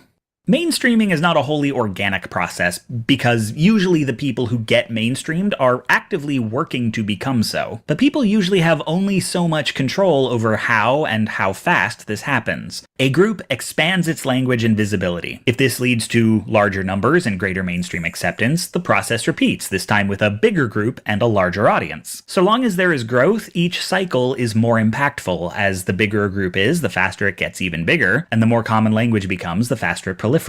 By all rights, if your beliefs are wildly unpopular, this process shouldn't work. Your language and visibility don't expand because too many people don't want to talk like you or about you. So what then? Well, normally you either give up or bide your time, but if you have a lot of media literacy and no real moral compass, you get it done dirty. If the media doesn't want to cover you, make yourself newsworthy. Threaten to publicly out immigrants in front of a crowd, start a hoax about white student unions, lead a white power rally and leave the hoods at home. Do the kinds of things that journalists cannot in good conscience ignore. And once you've made yourself news, they'll feel they can't publish a condemnation without getting your side of the story. So, bam! You've got yourself an interview. The more erratic and dangerous you seem, the more they'll want to write a profile so people can figure you out. The article. So this I don't know who this person is, but the article says, I interviewed a white nationalist and fascist. What was I left with? By Richard Fawcett, November 25th, 2017. You out. The article about how surprisingly normal you seem in person basically writes itself. If you want to spread a conspiracy theory, send it to a small local news site that doesn't have the resources to fact check you. Once they publish something salacious, all the bigger news channels will have to talk about it if only to debunk it. Put provocative stuff in front of politicians because anything they retweet has to be news. In a pinch, you can always piggyback off a famous activist by making takedown videos, or, if you're really ambitious, harass someone at a conference. Everyone is desperate for clicks. If you can generate them, you'll get your message out. And if nobody's adopting your language, adopt it for them. Make sure you and all your friends each have half a dozen fake Twitter accounts spamming the same terminology at anyone who discusses race, gender, orientation, or ability. Put every Jewish name in parentheses until everyone on the internet knows what that means whether they want to or not. Hell, don't even do it yourself. Russia's not the only one who can make bots. Make thousands of bots. And make sure your real account, your fake accounts, and your bots all talk the same. Oops. Sorry about that, guys. I forgot. Hey, if you're muted, nobody can hear you. Sorry about that, guys. Yeah, I didn't realize I can't push that mute button. Okay, we'll keep it going. Is this where we were? Of bots. And make sure your real account, your fake accounts, and your bots all talk the same so that no one can tell the difference anymore. Make hashtags and get them trending all by yourself. And while you're at it, spam all the hashtags for movements you hate with porn and gore so they can't be used. And if your words and memes still aren't popular, just steal words and memes that are already popular. Just decide this means white power now. This is anti-feminist now. Saturate the web with your new usage, always insisting that you're doing it ironically, while eroding confidence in anyone who uses these terms in the original sense. And never stop insisting that everyone would talk the same as you if there weren't so much damn censorship.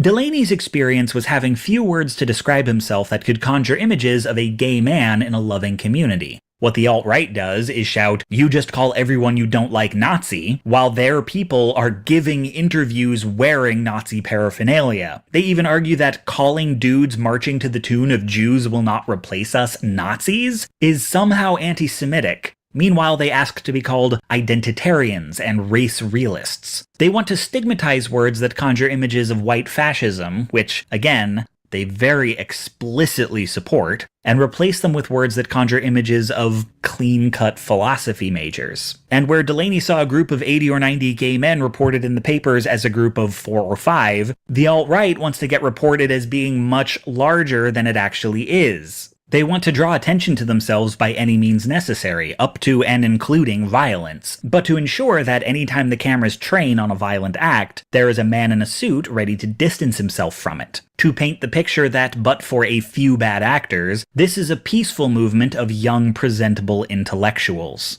This isn't simply a battle between different ideologies, this is a battle over the definition of normal. The alt-right knows how plastic culture can be. Their anger comes from the normalization of things they hate, and their movement exists because they believe anything that becomes mainstream can be made fringe again, which is why if you want to cater to them, you promise to reassert old norms. Much as we'd like to believe that people are driven by morality, most people are driven by the desire to be normal. And when the news is filled with images of swastikas, iron crosses, and tiki torches, the guy in the suit with the fashy haircut looks pretty normal by...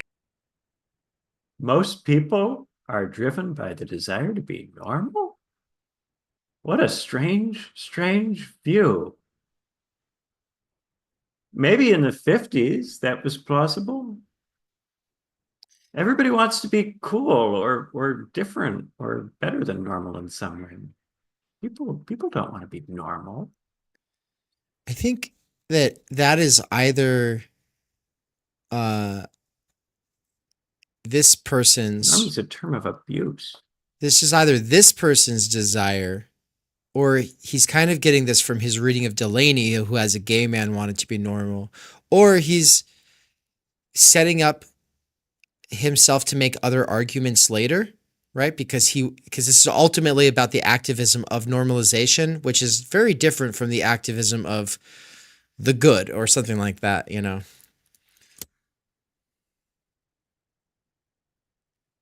But yeah, that's quite the statement, huh? Yeah. Are you driven by a desire to be normal, Benjamin? No. But then nobody who would watch this channel would be. I wouldn't think. I don't think so. Who, even if you were driven by that, who would admit to such a thing? I mean, he claims, oh, of course it would be better to be driven by morality. But then, I mean, a lot of people just want to be left alone, or they want to have a good time, or I mean, there's all sorts of things that drive people. But normal, I mean, recognition is different from normal. Recognition is cool. Recognition is better than others. I don't think very many people want to be normal. In part because we no longer have a shared understanding of what that word means. To suppose that we do is to take an anachronistic position. The other thing about what we've been watching is that the suggestion here is that if the right uses the tactics that he's just laid out, there's any success that they have with those tactics has to be illegitimate or illusory in some way. It has to be based on some kind of cheating. Whereas if those tactics are deployed by progressives, then the victories are genuine. You think that that's kind of there with what he's saying? Yeah, there's a suggestion that the right is using the mainstreaming playbook, but in a cheaty way. The right wouldn't be able to just make an argument for itself and receive positive feedback from others, so therefore it has to cheat. And this is in general the way a lot of centrists during the Trump administration framed the Trump success as a consequence of cheating and therefore not real, not legitimate. Not something that had to be reckoned with at the level of ideas because it was just the product of cheating, algorithms, messing around with Facebook, dummy accounts, the Russians, the large number of Russian trolls in the middle of the night all tweeting the same thing. That's this kind of view, that it's all cheating. That view has become much less plausible because of the recent election. Not to say that Trump won enormously, but he clearly did win. I have 3 comments that deserve to be read. Weird Solowski says, I am now normal Solowski. Yeah. 20 Faces says, normal people don't have this desire for obvious reasons. I think that's a really interesting. I mean, if you really are normal, then do you actually desire to be normal? That's interesting. Immature people want to be normal. People who are awkward teenagers who aren't sure they can do things that in their mind the median person can do, they want to be normal. But if they ever achieve that, they'll realize it's empty and then want other things. Yeah. And then Nance said he's confusing peaceful with normal because fitting the norms avoids conflict. So we tend toward this lowest common denominator, socially average bullshit. And I'll just say, I used to have gauge years. It's not something I usually talk about because it doesn't usually come up, but like, they were like 1-inch gauges. That took, 7 years to get them to that point. And why don't I have that anymore? Why did I go and get that changed? Well, it's because at some point in the scene that I was in, it became somewhat cool to just like sometimes not even put them in and just like you have these lobes hanging, and it's kind of like I don't care, and I'm cool because I don't care, and it's like, yeah, that kind of works in the niches, but when you're standing on the edge of the highway trying to get picked up on a Sunday in the middle of the day in a desert, and everybody keeps driving past you, you realize what a liability looking so different actually is. And it happened to me. I very much looked like a music scene kid, and I was trying to get a ride out, an hour outside of Boise where my car had broke down, and I didn't even have water. So I didn't, and I'm just like out there getting just destroyed by the sun. And it was like 2 hours of eventually I was like, I've had to hitchhike plenty of times, but this was the longest I'd ever been, especially when I have the car with the hood up and the gas can in my hands like I did. So it's like, those are usually like things that make people more likely to work with you. If you're just out there hitchhiking, yeah, it can take longer than 2 hours, but when you have the hood up, it's usually much faster in my experience. And so that was like the day that I was like, you know what? These outrageous expressions of difference, fuck them. Like they're not worth anything. And I was just angry about it. And so, yeah,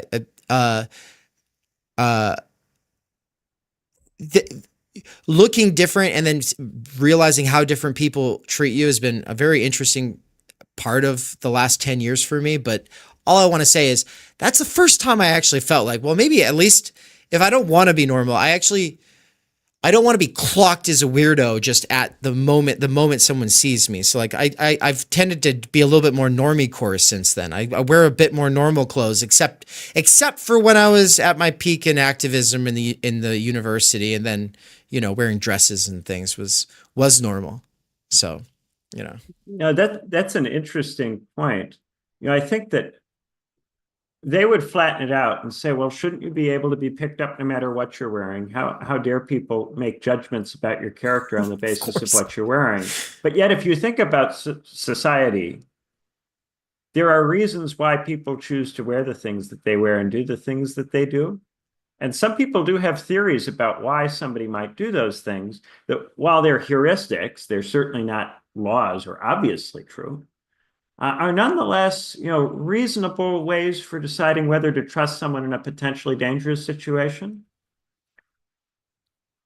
I do think heuristics are, we have to use them sometimes with people. We have to make snap judgments about whether we can trust somebody.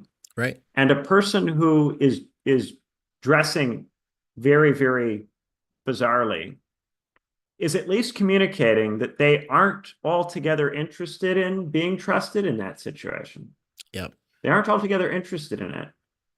And if you're someone who has some level of nervousness about picking up hitchhikers, which I think even somebody who is happy to do it, most people have some level of nervousness about it. And some people have very extreme levels of nervousness. I've known people who would never pick up anybody who's hitchhiking because for them, the act of hitchhiking itself is so weird that you would never pick up anyone doing it. Yeah. And I've always been like, oh, hop in. But I've ended up realizing over time, that's not so normal for a lot of folks. That's But not it's so not just normal. a question of weird or normal, right? These are shortcut terms we're using because with each one of these things, if we really tried to drill into why is there mistrust there would be reasons we would eventually come to. Now, those reasons might be misleading in any individual case. It might be that the person that you're not picking up would be a perfectly lovely person to have in your car. Nevertheless, there are reasons that that person didn't appear trustworthy. And those reasons, while they might be unfounded, they might be based on some kind of traumatic experience that someone is overgeneralizing from. Nevertheless, they are real reasons people have that come from their experience of life on Earth. There's something going on there in the background. It's not simply that people are big meanies. But if you aren't willing to think about all of those different details and you just treat everything as just a choice among an infinity of equal choices, then it seems totally arbitrary for someone to exclude. And even if they try to explain why they would do it and what it is that is causing them to think that that they shouldn't trust somebody, the response is just it's arbitrary, and therefore you have to drop it, and you have to drop it no matter how you feel. Right. And the explicit reasons people give themselves are not necessarily the same as like the gutsy heuristics that we feel. Like you could tell a woman she's safe in a situation because the reason she told you she's not safe in that situation is the reason she thought of in the moment when you asked her. But if she thought about it a bit longer, she might come up with a different reason. And so the point is if someone doesn't feel comfortable with something and then they give you a reason and then you argue with the reason, you aren't entitled to the whole story, and they might not even be aware of it. And so the point is don't force people to do things that they're not comfortable with, activists. Yeah. A lot of the time, people have no idea why they're uncomfortable, and they can't articulate it. And even if they thought about it for a while, they would still fail to articulate it. And I make this point sometimes to people, particularly young men who want explanations for why they're not getting second dates. You're not entitled to one. And by the way, the one that you would get, it would probably not be true anyway. It would probably be just something that she came up with on the spot to try to get you to stop. It wouldn't even be the real reason. She might not even know what it is. So maybe don't waste your time and inconvenience her. Maybe don't think of it as a set of rules that you have to follow, that if you could just learn the rules. And this is the thing about the insecure teen who thinks there's just a secret set of rules out there that nobody told them about. And this is why they go, she knows the rules and she won't tell me what they are, so she's disadvantaging me. No, there's no secret set of rules. And odds are she has no idea why she won't go out with you again. Nevertheless, she's quite sure that she won't. And you have to take that. Please take that. Yeah. Also, welcome, Nance. We're just about finished with this, and then we'll probably just start the YS episode a little late, but you're welcome to hang. And I know you were getting active in the chat, so you'll have some thoughts here towards the end of this. But let's let it finish. I'm going to click go. Comparison, and that's why he wears the suit. Thankfully, the plasticity of culture cuts both ways. Just as surely as we can lose all the ground we've gained over the last half-century, everything the alt-right does to make itself palatable can be undone. In fact, it's maybe beginning to happen. It's going to be a long road that will probably require changes to how media platforms generate traffic and a lot of new politicians, but I want you to keep a phrase close to your heart. This is not normal.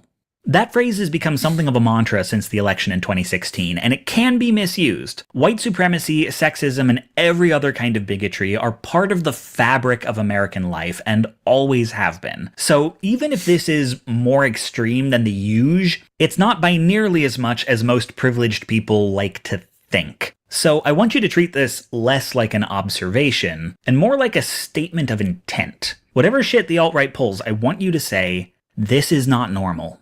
This is not normal. This is not normal. We will not let this be normal.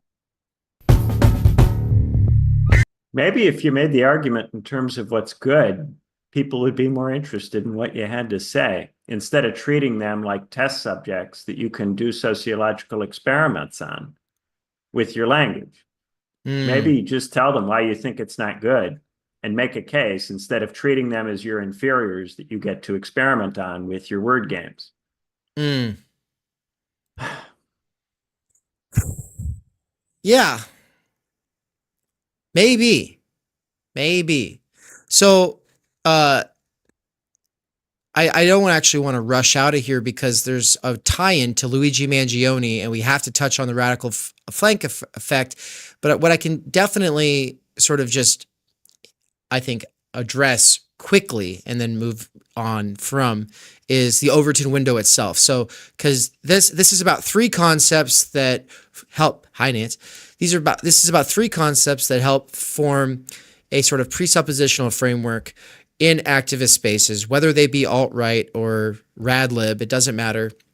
And so the American activist imaginary has this idea of mainstreaming and the importance of normalization. And it takes this old model of social change from the 60s through 80s, and then it copies and pastes that onto the situation of the post-class fractured mass. And it's not just the extremes who use this idea, oh, I got to push the Overton window. Oh, I've got to help mainstream this. I got to help normalize this. That language itself in the last 10 years has itself become normal.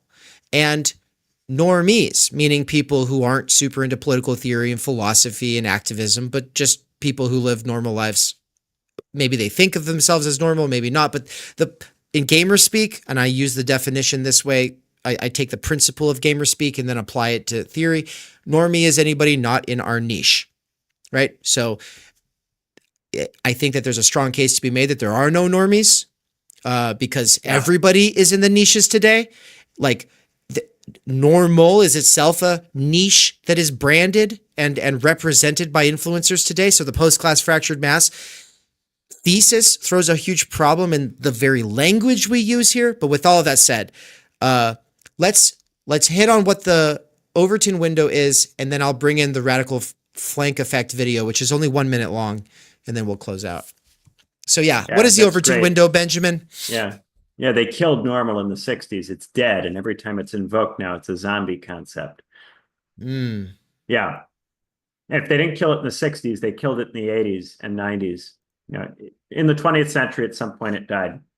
1992, when the internet came, then it died. At some point, whenever we picked the year. When Benjamin was born, mostly. Yeah. Overton window, right? The Overton window is this idea that all of the conversation on a particular issue exists on a single solitary scale, and where the normal part of the conversation is the median point. So if you start positions that are extreme, what this will do is it will drag the median in some way, and therefore extreme views nonetheless cause less extreme views that are on the same side of the spectrum to become more normal or more acceptable. It is the opposite of the view that it provokes reaction. Right. The usual argument when Overton window was introduced, and when we used to talk about this on What's Left, we used to rip on the Overton window argument all the time.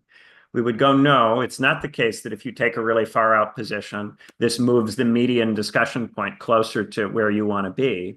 No, what you tend to do is you provoke a reaction to what you're doing, which in fact moves it the opposite direction. If there is an issue in which this is even a relevant way of talking about it. Because on many, many issues, you don't have a scale between two positions. There's more than just two positions you can take. It's not as if everything is gerrymandered Befindlichkeit. To use Dave's word, I've successfully used it, I think, if Dave agrees. So you're saying everything is not, can you restate? Yeah. I'm saying not every political issue can be gerrymandered in such a way that you can treat them as being on two ends of a scale with an Overton window somewhere in between. And so there's a gerrymandering Befindlichkeit thing going on in the use of the concept of the Overton window, because it implies a scale with two ends, and therefore it implies a gerrymandered Befindlichkeit situation. Right, where you take those two poles. Yeah, you take those two poles and you make them mutually exclusive when those poles as extremes represent sides of a spectrum that constitutes human experience. And there may even be, soul. third, fourth, fifth positions. There may be different ways of combining these positions with other positions that aren't even in the discussion. All of this is flattened and dropped out by the Overton window. And it's really just a rationalization for people doing whatever it is that they feel like doing and being able to claim that nonetheless it benefits their side. Because on the Overton window view, no matter what you do, no matter how crazy it is or how badly it's received, if it's on one side of the spectrum, it helps in some way that side discursively. Yeah, that's good. All right, well, then we'll watch this video about the radical flank effect. But yeah, the Overton window, pushing it further left or pushing it further right. Everything that this guy just said about mainstreaming presupposed the concept of the Overton window, which is why he showed it and then said he won't explain it because it's already been explained so many times. So it was very much just a part of activist assumptions in 2016, which is why Benjamin was saying he and Amy used to talk about it so much. But with that said, let's hear from this lady talking about why Luigi Mangione is a good example of the radical flank effect and why, even if you disagree with him, maybe you should appreciate him for these reasons. Here we go. What he wants because of the radical flank effect. Let me refresh it so it starts over. Oh my God, it's going to mute it. And then how do I get this to work? Hold on one sec. About the shooter. The shooter. Should we praise the shooter? Should we make thirst traps about the shooter? Well, what if I told you that actually none of that matters? And in fact, a lot of powerful people condemning him might be exactly what he wants because of the radical flank effect. The radical flank effect is why I can vote and why civil rights exist and why all the whales weren't f***ing vaporized back in the 80s. Because all of these movements had radical flanks. So male bum chicks, Malcolm X, and a bunch of hippies rubbing their dirty feet all over whaling ships.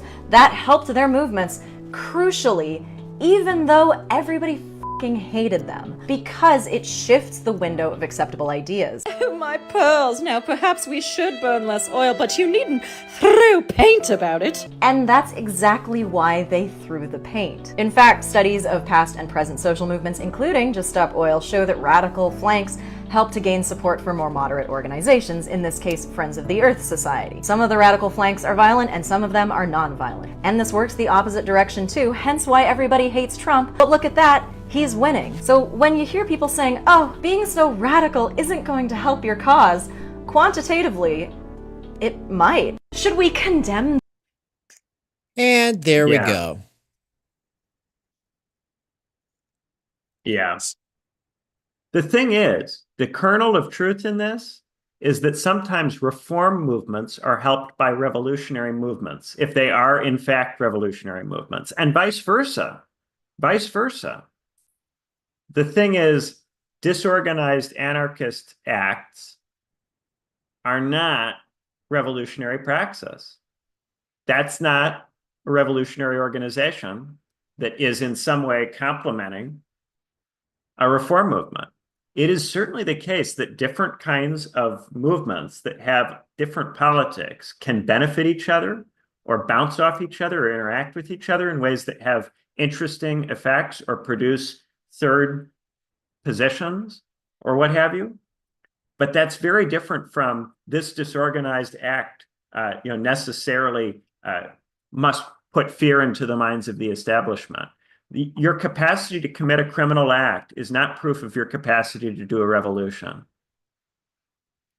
Right. And nobody in the establishment thinks that it is.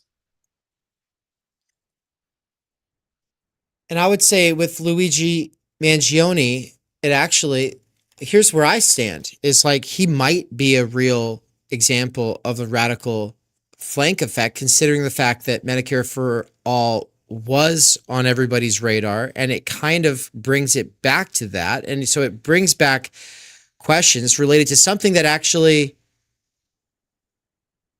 had something to it, right? In terms of a real, it's addressing a real problem felt by most Americans, and most Americans want something done about it. And most Americans, 70% plus, liked the single payer approach that Bernie was advocating for.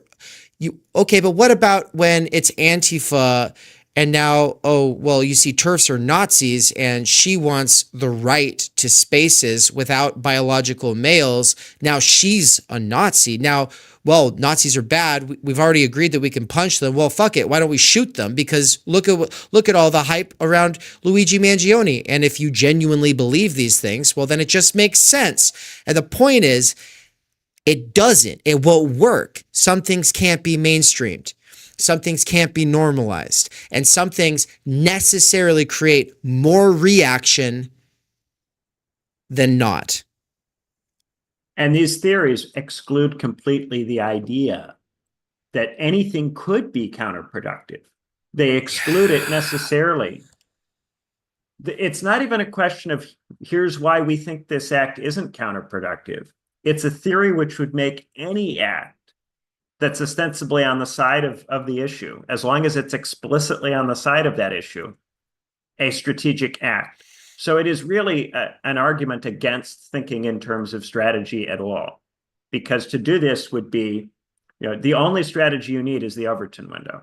Once you have the Overton window idea and you've accepted it, it's the only strategic thought you can have, because literally anything anybody does that's left-coded contributes in some way to the left, and anything anybody does that's right-coded contributes in some way to the right, once you've accepted that premise.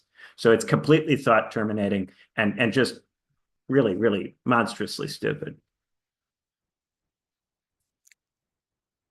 I like how you said anything anyone does that's remotely left-coded is all of a sudden like part of the movement, and that goes so well with the attitude that Todd Gitlin describes activists in the SDS having about every minoritarian, identitarian movement or faction of the SDS in like 1967, 68 especially. Like it was, and he talked about it as a kind of, they use contradictions in this Hegelian sense where like they always had like this idea that things would be synthesized in the revolutionary moment, so we could just defer disagreements and we just everyone lean in, it'll be okay, we'll get there eventually in the violent moment, and so we can just put it off till then, right? And it's like, well, now we're here where it made sense for them to think that maybe then. Does it make sense for us to think that now? And so that's a part of a critique of myself. I was a left fusionist. I was a working class, super pro Marx, stomping on the concrete, knocking on doors, making phone calls for Bernie kind of guy, and started a DSA chapter, right? Like for me, left fusionism was what I was doing, but I didn't call it that. I didn't think about it that way. I just thought the rising tide lifts all boats, and whatever your style or approach is, we're all contributing to the same general thing as long as we have the same enemy in mind, right? So, yeah, I'm not a fusionist anymore, and that all kind of collapsed in 2020. But thank you for working through this with me. It really feels like we're exorcising old demons or something like this.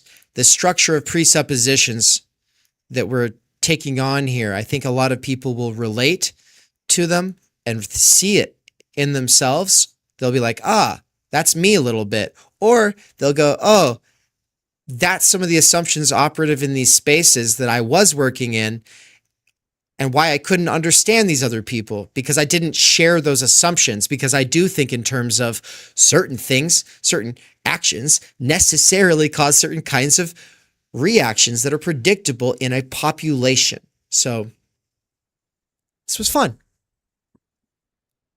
Yeah, it was a good time. And I hope you and Nance have a good episode of YS. Thank you. Everybody, Benjamin just gave his first lecture, first session of his seminar. The course has not yet begun. There's still another, almost 2 weeks for you to potentially read Plato before I do the lecture and discussion on Plato.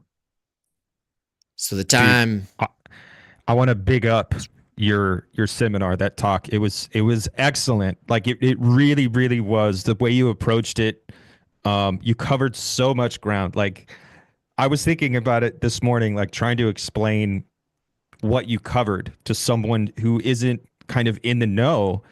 And in a way, you kind of covered everything. Like for those that have a certain disposition who are kind of interested in critical thought, deconstruction, what is politics, like you kind of did cover everything in quotes. And you did it very, very just expertly. Like it was a very concise kind of explanation, but you gave a map, a 20,000 foot view of really awesome stuff that I just want to big it up. If you guys aren't members, if you guys aren't already in it, it was excellent. It was probably one of my favorite talks. I would say it's one of my favorite talks of the year, but the year just started and also the series just started. So, but you set the tone, you raised the bar. Yeah. I haven't seen a better talk by anybody on this kind of subject matter. So it was really good, people. Yeah, great Thank you, work. Nance. I really appreciate that. Yeah, Nance and I, That thing was fun to throw together. because I was listening while out and about doing errands and whatnot. I didn't get a chance to really see your Dude, we call it a graph. we went over the chart. The chart. There we go. The graphic you had. What was that, like an hour and a half? Yeah, we At had least, our like an own hour and a half session. conversation between just us, going just over going over it and like nerding out on. Yeah. We talked about where would Heidegger fit. So Yeah. Sean, we kind of hystericized that, but yeah, like that chart's amazing. It really is. Just this is amazing, and the homology from the state or politics or whatever to the family makes a lot of sense. It's very clear. I think that'll help a lot of people who want to understand what it is and like your position. It's fine. It's excellent, people. It really is just like it's thought for dummies, but not to say that in a disparaging way. You really are like onboarding, I think, anybody who could ever want to come to this discussion. You really do kind of break it down in this way that's easily digestible, easily relatable, but also extremely deep. Like you're not cheapening anything. You're just saying, well, here, I'm not going to coat this in kind of jargon and do this dumb fancy flourish. I'm going to actually tell you what is actually happening, and it's amazing. Yeah. So thank you, Benjamin. Thanks, And everybody, Nance. Thanks, Dave. what we're about to roll explains how you can get involved. It's got a QR code you can use if you want to go subscribe. But also, we put out so much free stuff. So, no pressure because we've got so much more exciting stuff coming down the line. But Benjamin, thank you so much. And everyone else, we'll be right back.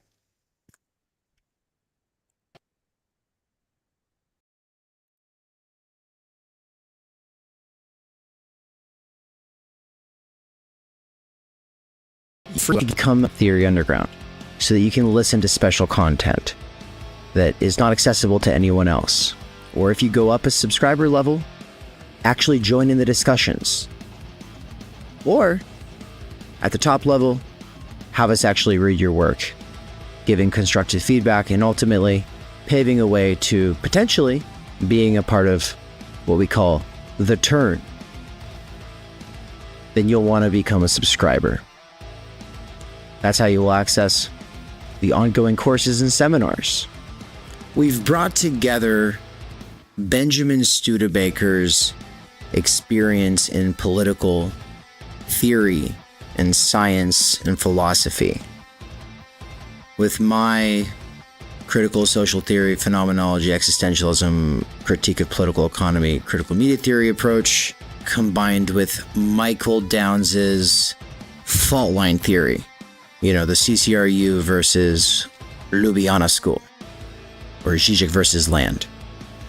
And of course, how he brings those against one another and then transcends them through other thinkers like Baudrillard, who he'll be teaching an intro course to in 2025. All of us are teaching stuff in 2025 that rhymes or argues or goes together. And so the best way to accelerate your development getting into theory right now is to just become a subscriber at TU. Just go to the website, click get involved, and I'm gonna look, this, what I'm about to play for you all is a really special moment from our documentary that we're working on. An interview where Benjamin explains why he's supporting Theory Underground and getting involved as a active member here at the core of the teaching team. Yeah, so the thing that I notice is that a lot of people criticize the university, they criticize the left, they don't build an alternative institution. They will go, the university sucks, but you know what's great? Substack and Patreon and YouTube, and they'll lean into that. But that is a negation, right? You guys don't do that. You guys are interested in sublating the university within the newly emergent media. Or you could frame it the other way, sublating the newly emergent media within the university, right? And so this, of course, will ultimately lead, if you take it where it goes, to a question of institutions and having actual economic, social role possibilities for theorists. This is the critical crisis, which is that there are still some very bright, very well-educated people, but they are not able to replace themselves. And because most of them have university positions, their level of interest in replacing themselves is to some degree compromised. Yeah. They don't have to worry that much about themselves. They don't have that much stake in it because they're already set up. However, because you are in the underground, you have some potential of being able to actually create an institution or structure which makes it possible for people to do theory in the future. This is something that, as far as I can tell, only you are doing. The thing about freeing Mikey from wage labor, this idea not only that your channel would free you from the Amazon job, but that this could grow in such a way that it could provide spaces for multiple people, and then those multiple people could interact in the way that they would in a monastery or in a university department. This is the revolutionary idea in terms of raising consciousness and making it possible for us to think in such a way that we could return even to the horizons of the tens and talking about things like Medicare for all in a not stupid, not bullshit way, in a serious way. To get to that point, we need to raise our level of ability to think. We need new intellectuals in our generation that are real intellectuals and not people who are running around scared of what the DSA or their university department thinks of them. You have the potential to actually make a real material intervention into not just knowledge production, but in Bildung, into the making of people. Yeah. This is something that we can do. There's a window right now where I am not in the university, and so I have a real reason to think very seriously about, can we do something else? Because I'm annoyed, myself with the whole process of trying to be in that. And I would like there to be something else, something better. I have all my critiques of it that come in part from being at Cambridge, in part from studying ancient thinkers. We could do something better than it. Not just something that is an imitation or steals some things from it and does the best you can with it, but something that actually is better and that produces the kind of theory that in modernity, how do you make a Hegel? How do you make a Marx? We have to reinvent this. It's no longer possible to do that. We've got to, I think, actually institutionalize in a material way, and this is the sense in which I will uphold the kernel of materialism, actually giving a shit about the structure and what kind of structure is necessary to give rise to a form of life in which this kind of really, really good work can be produced.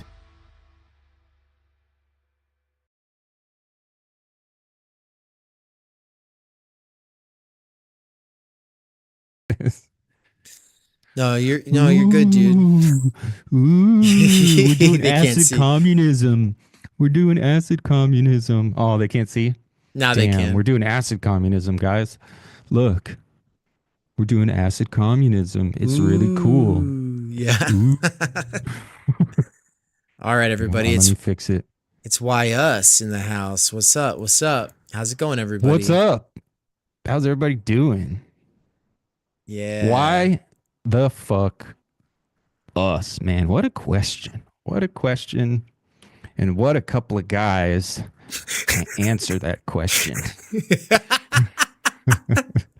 I'm going to hit record since we're obviously off to a roll here. Yeah. Welcome to Why Us. What do you have? So I was writing a story and it's actually cool. And I think so. Well, I'm going to do a thing, but I'll probably do it like within the next week or two. So I'm not even going to talk about it, But I'm getting a lot of writing done, both like, I don't know, theory or whatever, and also I'm getting a lot of fiction done as well. So it's cool. Like I'm on a roll, starting the year off with a lot of motivation, a lot of energy. Nice. So that's a good thing.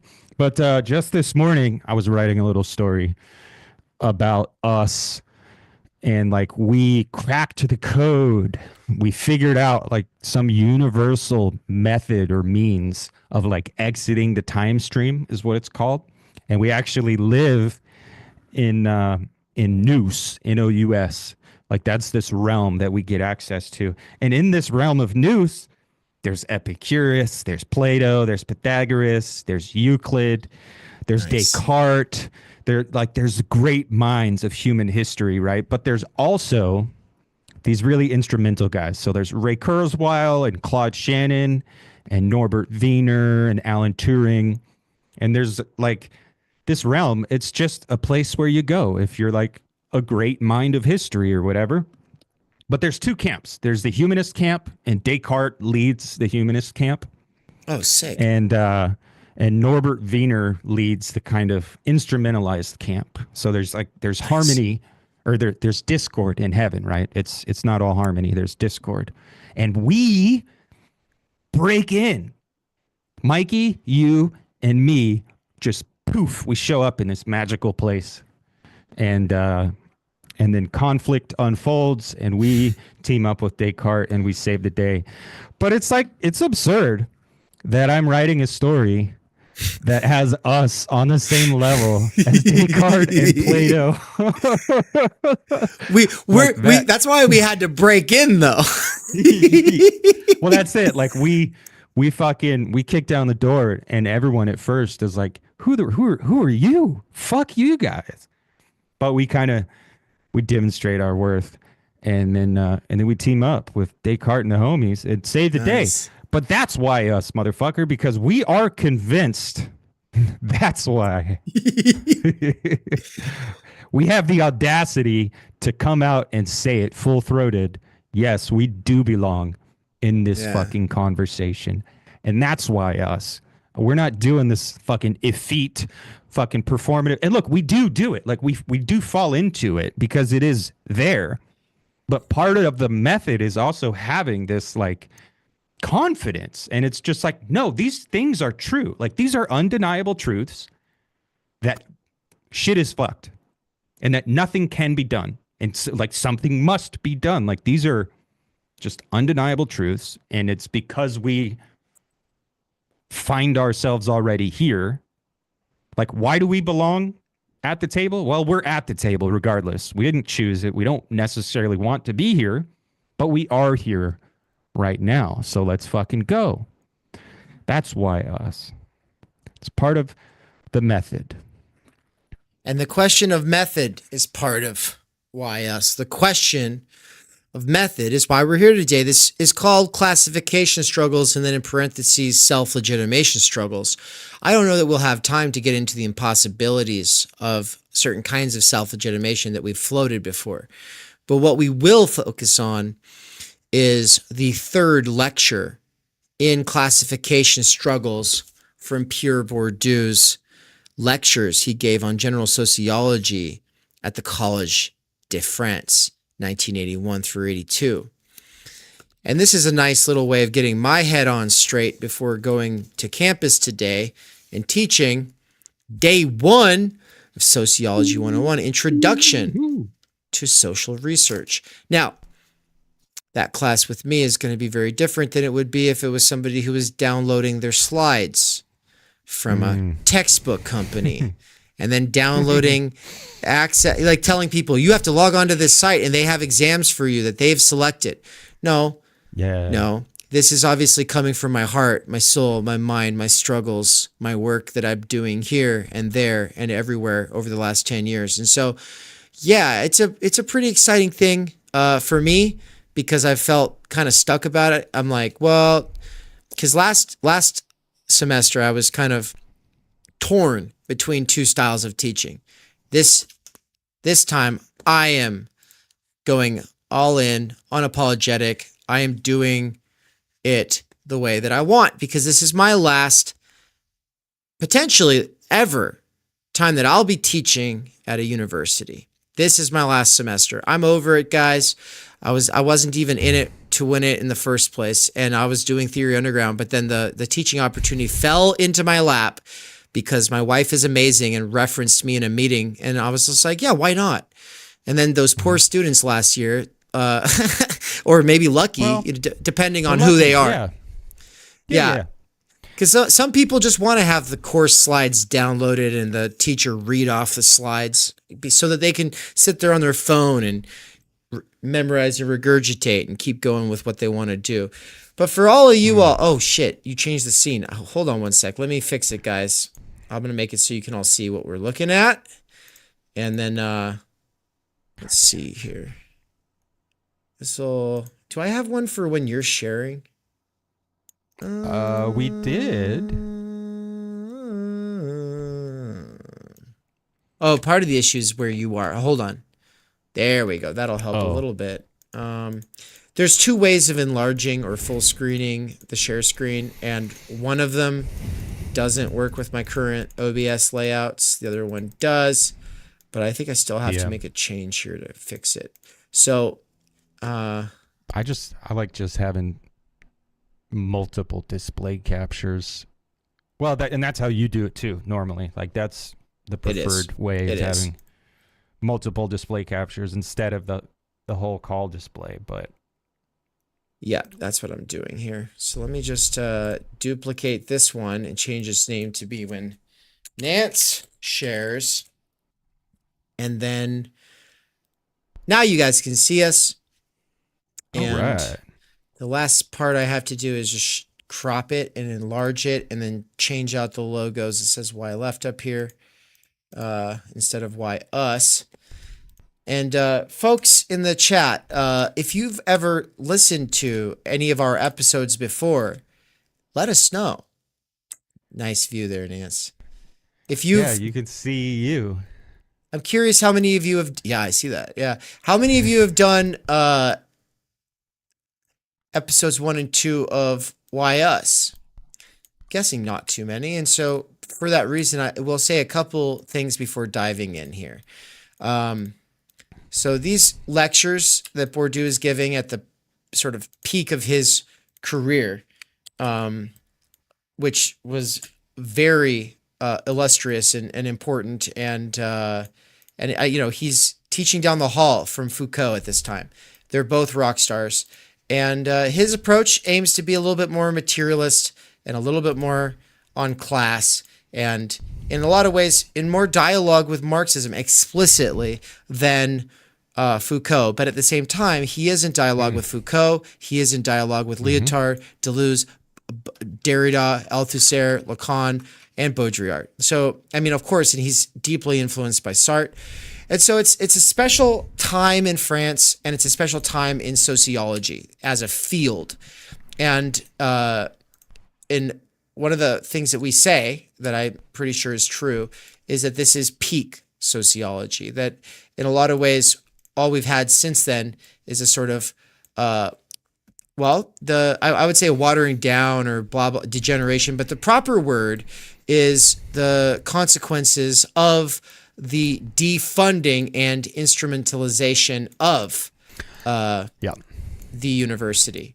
And so the neoliberalization of education, of higher education in this way. So it really is like I was going to say, like you said, the remnants or the dumbing down or the watering down or whatever. I was going to say like the postmodern neoliberal echoes of what it once was, because it really is this commoditized form, this instrumentalized form of knowledge, of like objectified techne, in this sense of like, well, we discovered the proper way to go about X, Y, and Z. We discovered the proper way to go about polite liberal society. So now we no longer have to think deeply. We no longer have to investigate. We could just do the thing and continue to go through the motions. And so it's very postmodern. It's a direct result of neoliberalism, and it is an echo of what it once was, because it's not a necessary thing. It is kind of an innovation to do this thing where you're thinking about population dynamics, and where you're thinking about the experience of your subjects in your society, in your culture. Like that wasn't a part of empire. Like Rome didn't really give a shit about the subjects.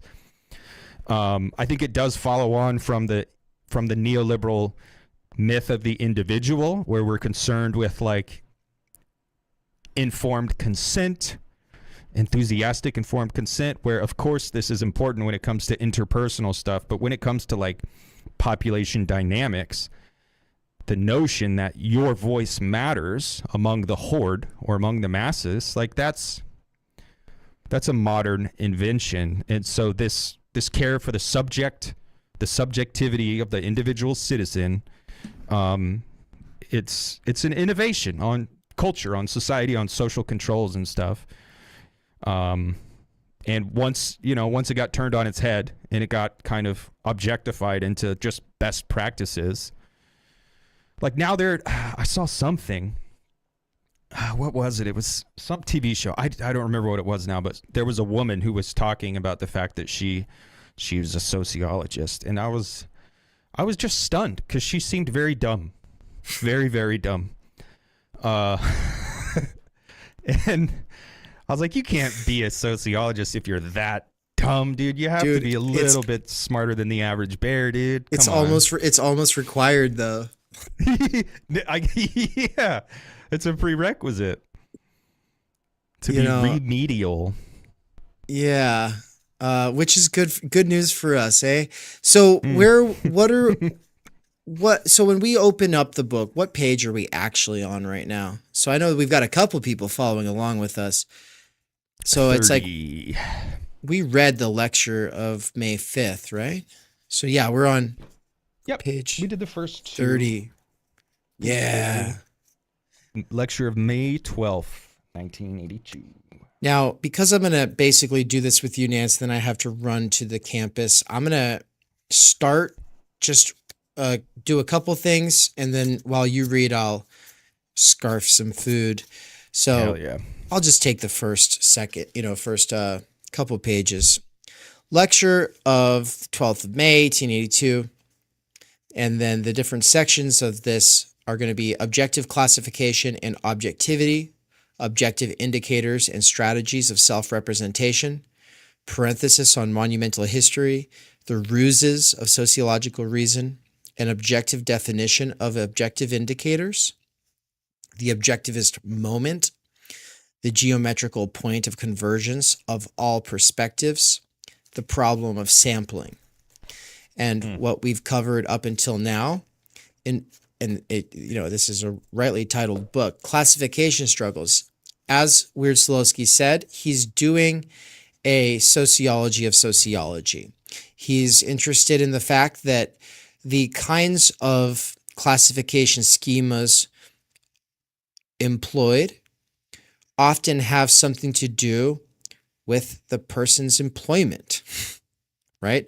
So there's actually going to be something beneficial to employing this classification schema when you are dealing with society as opposed to another one. And so whose interests does this classification schema serve?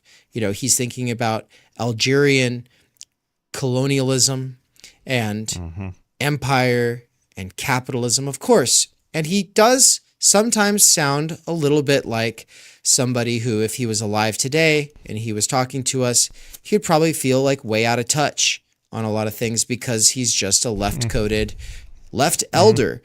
But all the left elders are out of touch. This is just, we're in a new world now. And he is not a thinker of the post-class fractured mass. Baudrillard is the closest thing you can come to a stepping stone to the PCFM thesis, though, of course, we do a lot of other stuff with it, bringing in Adam Curtis, bringing in Bernays, Littman, Gödel, bringing in McLuhan, Postman, and gerrymandering Befindlichkeit, which we can't. I was gonna say explicitly Heidegger, and yeah, dude, there's so much there. But yeah, like it is doing. I was thinking about Baudrillard the other day for the value piece I'm writing. And I think in the draft, like I mentioned, Baudrillard building on the work of Bourdieu. I think I say that in the draft that you have. But it's true, like distinction. And then from distinction, Baudrillard is problematizing it with sign value. Right. And so like Baudrillard is taking a step further, but then we're over here and we're taking like a giant leap further. But I do think like Baudrillard is the departure point. Yeah.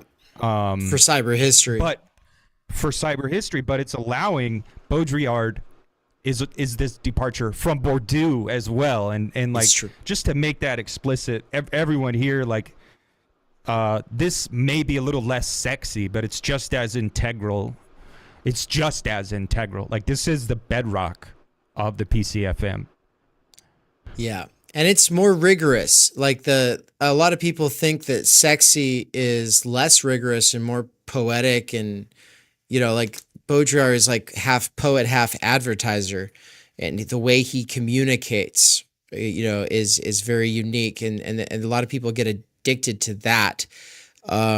What Mikey and I and Nancy, what we've all been cooking up, though, it's something special. You'll find out more later. For now, I just want to say the classification struggle, the schema, a lot of stuff that he's saying, you can definitely turn it into identity politics as occurs in America. That is not what he's doing. I'll stand on that. I'll die on that hill. Americans don't know about Bourdieu. We are the first people in America really showing you what Bourdieu is about. So if you think you already know because you took a class with someone who told you, I'm just saying, take it with a grain of salt. Take us with a grain of salt, but for the moment, play the believing game with us and just pretend maybe we actually are onto something. And I think that might prove out as we move forward, but I'll get back to it. Let's go. My rather long preamble may well have left more questions than answers in your minds. But at the risk of making the list even longer, I would like to offer some justification, because I suspect that we have not yet finished with these questions, given the nature of what I believe to be their objective difficulty. I shall return to these questions, and I remind you, as I said in my first lecture, that my intention is not really to transmit a complete enclosed body of knowledge, but rather a manner of thinking, a manner of asking questions, right? And this is why I would say he is definitely phenomenology pilled, because this is exactly what Heidegger is saying in chapter 2 of History of the Concept of Time. Dude. Yeah. 100%. Something that makes what I am going to say today difficult is the fact that most of the questions we call methodological or epistemological are at the same time political questions. I shall try to show you that perfectly theoretical and procedural questions, for instance, how to select a sample, should we include such and such a given population in the sample, etc., are also political questions. And this, it seems to me, is one of the difficulties specific to sociology. Even when we are not aware of it, we are always engaging in politics when we engage in sociology. It is important to realize this in order to avoid being political in the pejorative sense of the term. And as you will often see from my way of raising the issues I discuss, it is very difficult to practice sociology and have a clear, positivist conscience. A sociologist cannot practice their profession with serenity and pride. I may be generalizing from individual experience, but I prefer to admit this explicitly because you are bound to notice it, so I wanted you to be sure to know that I am aware of it. Take it away, Nance. Objective classification and objectivity. I intend to today, I intend today to launch into the first phase of my analysis of classification. What is an objective classification? Briefly, the procedure that I shall follow is to approach the question from a viewpoint that we might call objectivist, or one that adopts the logic of a social physics and assumes that the problems of classification present themselves to the sociologist in the same terms that they do to a physicist, or at least to anyone who deals with matters that may be treated as physical realities. I'm going to get my little dead cat thing. I shall then proceed to try to show how this objectivist perspective becomes dangerous if we forget that, in practice, the objects classified also classify in their turn. I shall therefore take a critical look at the objectivist posture in order to lead on to a description of the practical logic of classification. I just want to interject here. There's a lot of rhyming going on here with this and Lumen. And they're both, I think they're both trying to defeat a type of functionalism that it's so very easy to get locked into when you're thinking about social dynamics. So Lumen with his second order observation, and Bourdieu here with the classifier who classifies, essentially. So it's doing this thing where you always have to be aware methodologically that the classification or the discretion or the observation, interpretation, whatever word you want to do, it's the hermeneutic circle, right? It's always a compounding thing, and you always have to be aware of it. The problem with sociology in general and theory in general is that people forget about these moments of kind of compounding operation, and the theory starts thinking the people rather than the people continuing to think and do the theory itself. That's why we're talking about phenomenology. That's why we're talking about doing a phenomenology here in the future, in the 21st century. It's essential. The objects classified also classify in their turn. I shall therefore take a critical look at the objectivist posture in order to lead on to a description of the practical logic of classification. I then hope to show how we may construct a theory of classification that integrates both the objectivist and the practical perspectives. That is my basic approach. What is an objective classification? As sociologists, we use the word objective in the French sense in very different circumstances. We may say, for example, that a diploma is an objective indicator of a person's position in the distribution of cultural capital. That pronunciation is an objective indicator of membership of a class, and so on. We speak of the objective meaning of a practice, of the objective truth of a practice. As an example, I intend in a moment to read you a text where I find, to my surprise, that I have used the word objective 3 times. This banal word, which rolls so easily off the tongue, is laden with a whole social and political philosophy, and someone really ought to write a history of its social usage. In its political usage, it is usually a very tendentious word. It is a categorium in the full sense of the word. It is an accusation. When we tell someone that they are objectively something, it is not good news for them. It is very important to know this because it is one of the reasons why sociologists are so tempted to use the term. But it is also one of the objective reasons why so many people are quite justifiably infuriated by sociologists. If we didn't bear in mind these very important social connotations, the word objective would function as a kind of political law enforcement agency. We could elaborate a bogus sociological discourse that would preserve appearances and yet would be based on all sorts of impressionistic senses of the word objective. After listing the ways in which I see terms such as objective, objectivism, objective meaning, objective guilt, or objective error working, I would like to judge how far I find their use for ordinary scientific practice legitimate. For example, the term objective indicators designates by and large the characteristics, indices, signs, and symbols, among other things, which reveal something that the person showing them is unaware of. What we are aiming to do then is to draw attention to what a certain kind of behavior reveals rather than what it proclaims. This is a right claimed by all the social sciences, and this is where the logic of the objectivist stage of research resembles that of a trial. We need to bear in mind that social science does in many ways have much in common with a trial. When I was teaching sociology, I often commented on a very interesting text where Claude Bernard discusses the relationship between the biologist and nature and says, "We often need to preach what is false in order to know what is true." I consider that a good sociologist, at some stage or other of his work, must obviously conceal what he is looking for in order to have some chance of finding it. Jesus Christ, dude. Every revealing is a concealing. He must extract from his respondent things that are practically unknown to the object of his inquiry. Yes, David.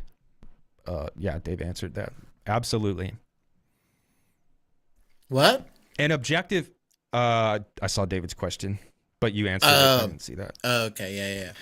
Dude, this, every concealing is every revealing is a concealing right here. Fucking, that shit goes so hard, dude. Mm-hmm. So fucking. An objective indicator is therefore an indicator that causes people to reveal something they are unaware of. I think, for example, of Panofsky's formula for the flying buttress, which until the final flowering of the Gothic was hidden beneath the roof. There comes a moment when we discover what the flying buttress is disguising and therefore what it is stating. The role of all science is to try to go beyond what the thing in question reveals of itself.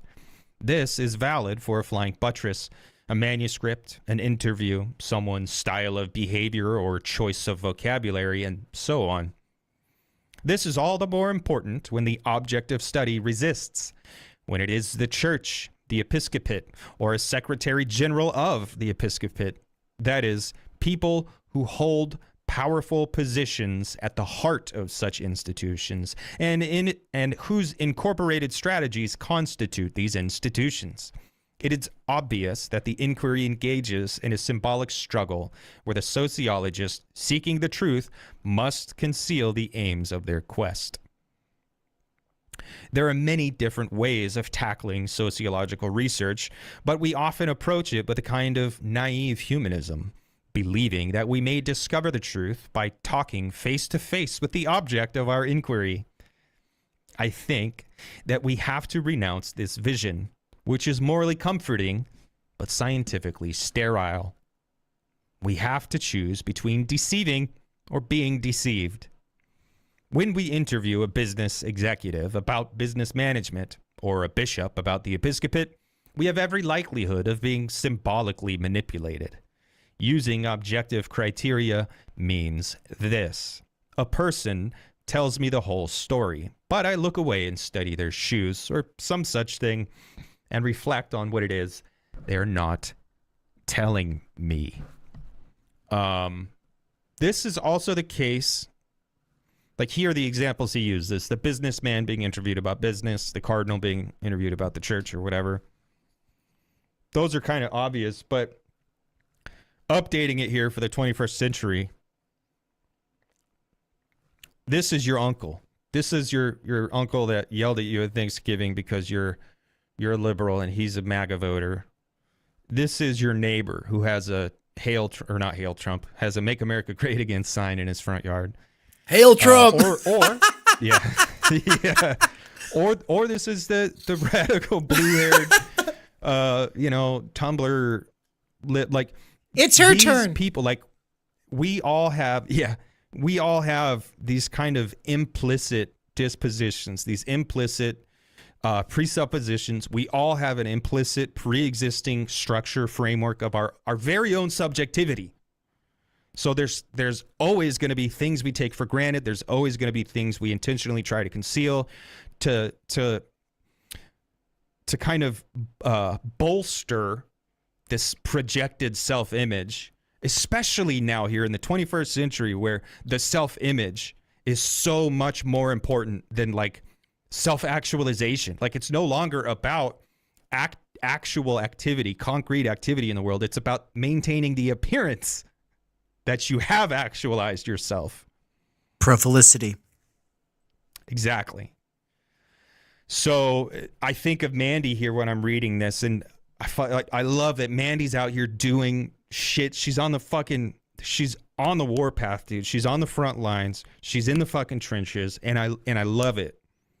But also, she needs to kind of take this, I don't know, metacritical approach when she's out here doing what she's doing, and not to say like, Mandy, these people are lying to you, but to say like, Mandy, these people aren't even aware of what they're telling you, of how what they're saying differs from the actual situation. Like they are unaware of the gap in their knowledge. Ooh. But the gap, like mind the gap, right? We need to be hyper aware of the gap. We need to always keep this kind of meta theory going on in the background when we're doing specifically what Mandy's doing, which is outreach, which is, an anthropological approach. You need to have this kind of hypercritical awareness at all times. But don't let that become this kind of fetishized, like, I am the knower of things and these are the idiots. Like, let's not fucking fall into that either. We're not out here, we're not doing the noble lie in this politically convenient operationalized sense. I think we're doing the noble lie in the truest sense of like what Plato means by that, and saying like what Bourdieu himself is saying here: in order to reveal, you must conceal. But in knowing that, you also have to be aware that in order to profess or proclaim, you are necessarily negating everything else. And so like we go through a process of negation that we aren't even aware of. So that's the gap in what they think, what they know, and what's actually true. We're always caught in the hermeneutic circle. We're always projecting our interpretations. We're not projecting objectivity. What is Bourdieu so critical of here? Objectivity itself. So yeah, dude, for anyone to, God, I love this shit. I do. There's so much, and it's like this is 21st century phenomenology, dude. We're not. Don't turn this shit into groups, categories. What I want to touch on here briefly is just the socioanalytic side of this. So when you bring up Mandy, she's doing what they're all doing over at the Campaign for a Socialist Party, in the sense of whether it's Dave from the Parrot Room going to the local mosque, or Mandy going to the factory across the street so that she can start asking the workers. Dave, by the way. Yeah, so that she can start asking these workers about time, energy, and freedom, so that she can kind of, check the pulse of its political valence. There's all kinds of issues that she's run into. If she talks about if she brings up democracy, she gets reactions from people because people are tired of these buzzwords. There's what it means in her heart, and there's what it means in the media, and the media is a kaleidoscopic PCFM producing phenomenon or mechanism. And so with that said, what are ways that we can, instead of bringing our concepts into other people's heads and getting them to respond in a way that confirms our concepts or assumptions, what is a way of working with a person and generating discourses from them that help us as alien anthropologists trace out the current situation, right? So an example of that would be a sociologist today They go and they basically reify the census. Mhm. Are you black? Are you white? Are you male? Are you female? What age range are you in? Right. And a lot of that stuff is, you could lead with that kind of stuff when you're trying to get answers from people. But if you lead with that stuff, you're getting people to potentially start thinking in a way that they don't typically think in. And there are other more fundamental antagonisms in their daily life that are going to be rendered invisible, because when you reveal, you conceal, and we can only hold on to a few things at a time. And so if what you're getting is you're getting a person to see themselves first in terms of citizenship belonging to majority versus minority, and then you're going through all of this, you're probably setting yourself up to get a bunch of bogus answers. Yep. Because you're going to have people who are just like, yes, I see myself as a white male fundamentally, and that's a good thing that I'm proud of, or it's a bad thing that I'm ashamed of. And in either one of those cases, if they're coming from a place of pride or shame on the basis of something like that, when that's not actually a lot of people's starting point or default, what the kinds of answers that you're getting, that you're trying to use to get some kind of a sense for where people are at and how people are thinking about things, that's going to be distorted. Well, then, there's all these questions about who such classification strategies serve. There's questions about why there are such big grants for people to keep those categories reified. There's questions about what about people doing this in the underground. There's a big problem, because sociology is something that doesn't come from the underground. It comes from the academy. Auguste Comte onwards, we're talking about people who are doing it in the academy. Marx is the closest thing in sociology to somebody who wasn't doing it in the academy, though you can still say he's of, or at least from, the academy. He was spawned by an elite pedigree. And he's speaking that language. He lives in that world. Blah, blah, blah. Blah, blah. Yeah. Yeah. All right. So then I'll take it from here for the next one. Objective indicators and strategies of self-representation. Having made this point, we may now proceed more rapidly. An objective indicator basically represents something that allows us to sidestep the strategies of presentation of self, as Goffman describes them.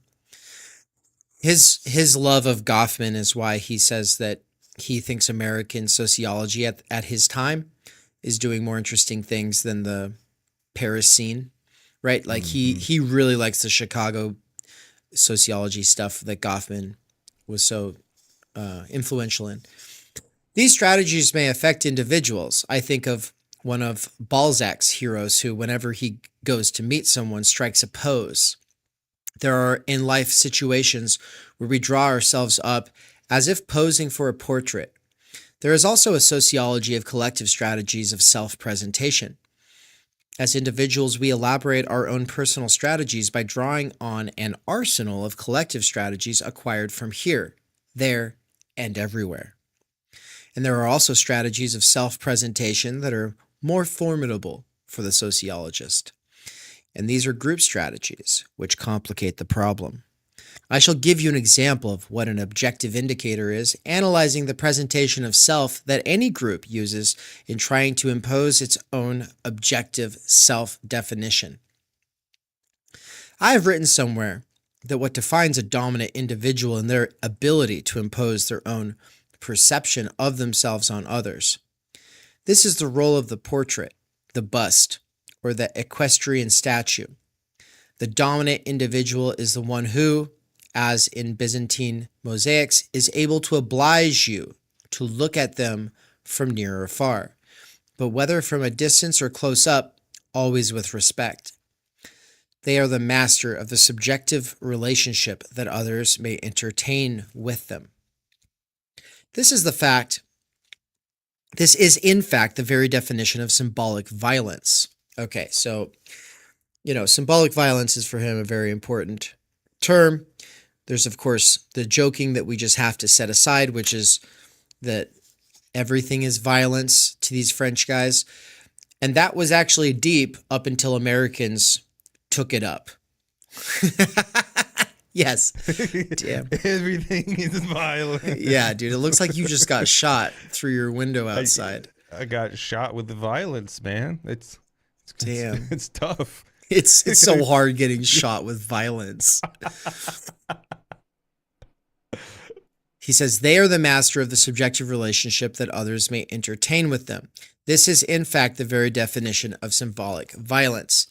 Well, I'd like to have a sort of metonym moving forward. And if I can just pull it up here, George Bailey Potter meeting. Let's see, because I just saw this over Christmas.